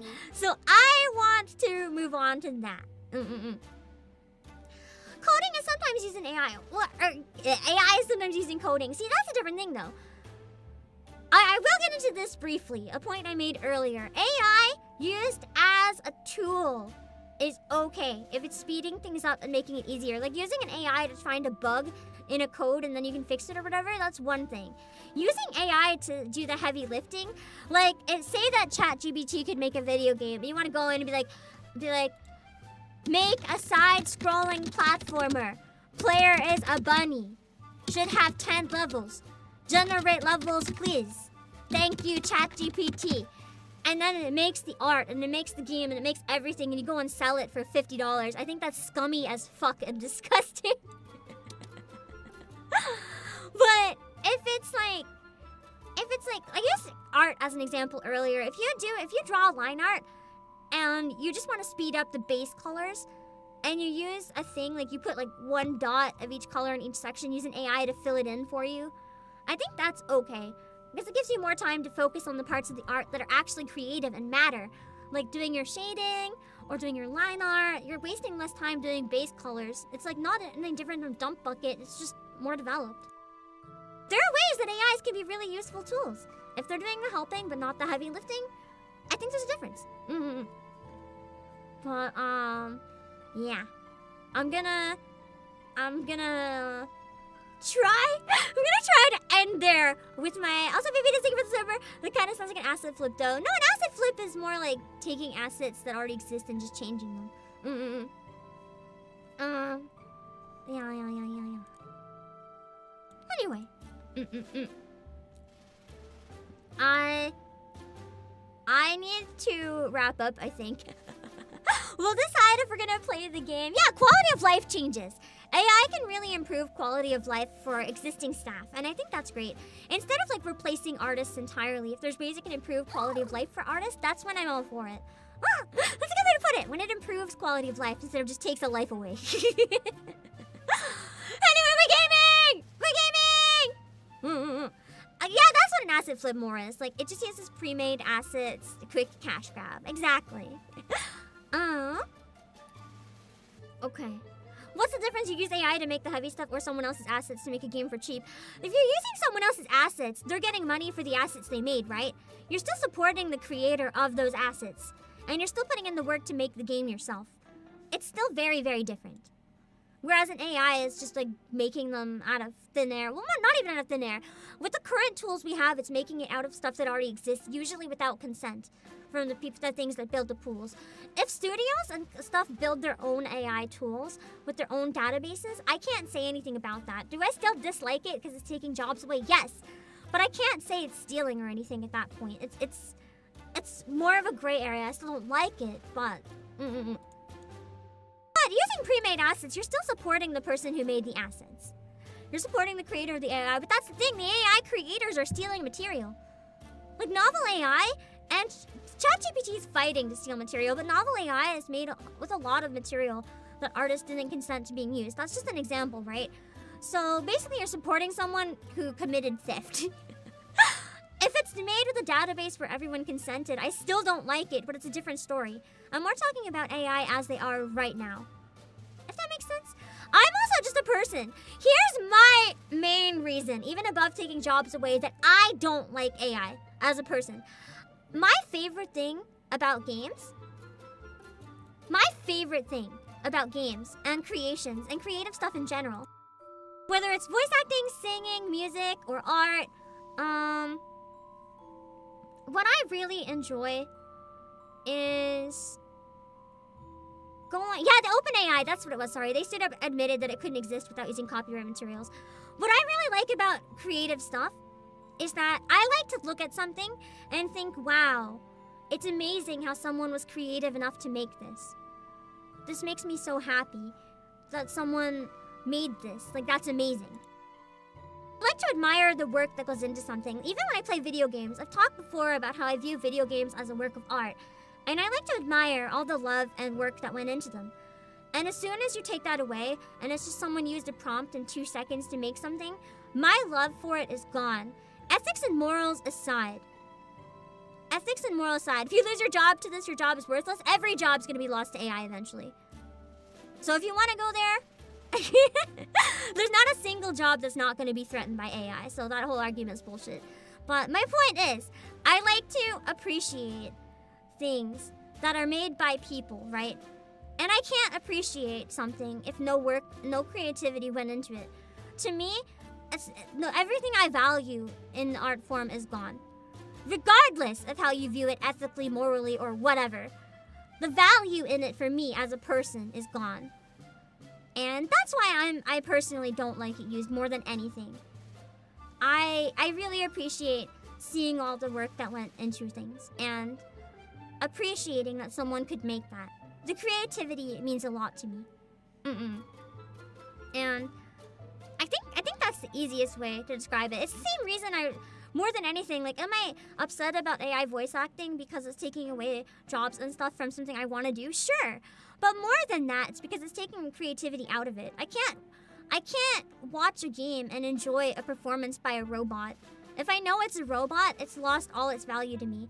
If I hear a performance in a game that's really emotional, knowing that someone did that, I get the shivers and I'm like, that's amazing. I really look up to them. I can't look up to a fucking robot. But anyway, I really have to raid so that I can go eat some food. So I'm gonna end stream before I get baited into arguing more. So I will see you guys. Let me drop my links on Twitch and YouTube. Hold on. This was not a stream to argue with people that are AI bros. We had that stream another day and maybe again someday, but that's not the point right now. My Twitter, my Discord, my music, Playasia, and my YouTube. Let me put them on Twitch as well. And then we'll look at rating Apollo Justice.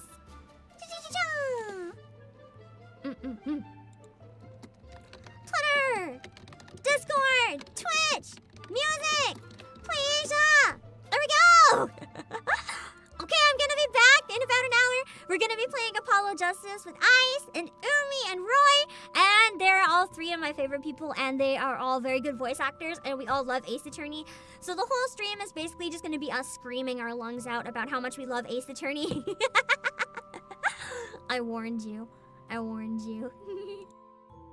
Alright, I'm gonna go to my end screen, which is like barely set up. It's just a slideshow because I was using an old scene.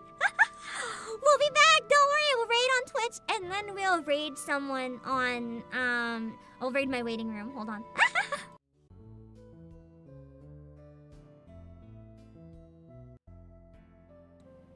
You're not supposed to hear this audio! It's just a guitar serenade. Okay, good. I made a cover of it. I made a flute cover for my loading screen. And I accidentally set it up here. Ignore this. It's the default. It's fine. Anyone who played Apollo Justice, my loading screen will give you Guitar Serenade PTSD. I'm sorry.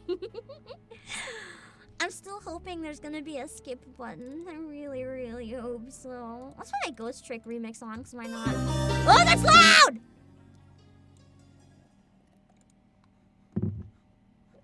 Okay, who we raiding on Twitch? Who we raiding on Twitch? Who we raiding?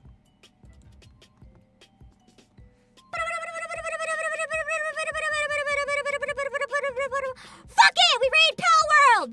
Laser Shine is playing! Oh man, the game must be kind of intense on his PC. He's just using like an image, not even his model. It looks good though! I like that animation. He just said on stream it takes too much of his PC. You guys can go hang out and watch Lizu play Palworld if you're interested in learning more about it. I'm trying to pull up an image of his stream, but it's not letting me. Hold on. Ugh. Oh, there we go. Oh my god, he's been doing nothing but this game for 2 days straight. Maybe I should ask Lizu if I would like it. This is Lizu-shan! I know Ebiko was playing as well. I wonder if Lizu and Ebiko have like a server. Maybe I can ask them. They're really chill. This is Lizu-shan! And he doesn't have rules listed right now, so just don't be... Oh wait, rules, behave. Don't be weird! And then we'll raid on YouTube, okay? Let me read Lizu-shan on Twitch. Chan chan chan chan!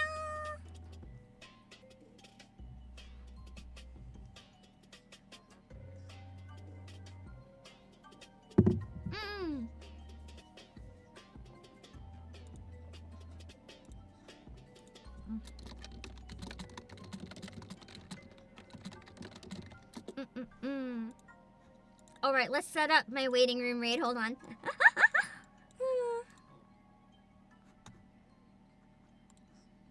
Chan chan chan chan. Chan chan chan chan. Okay. Let me raid my own stream. Chan chan.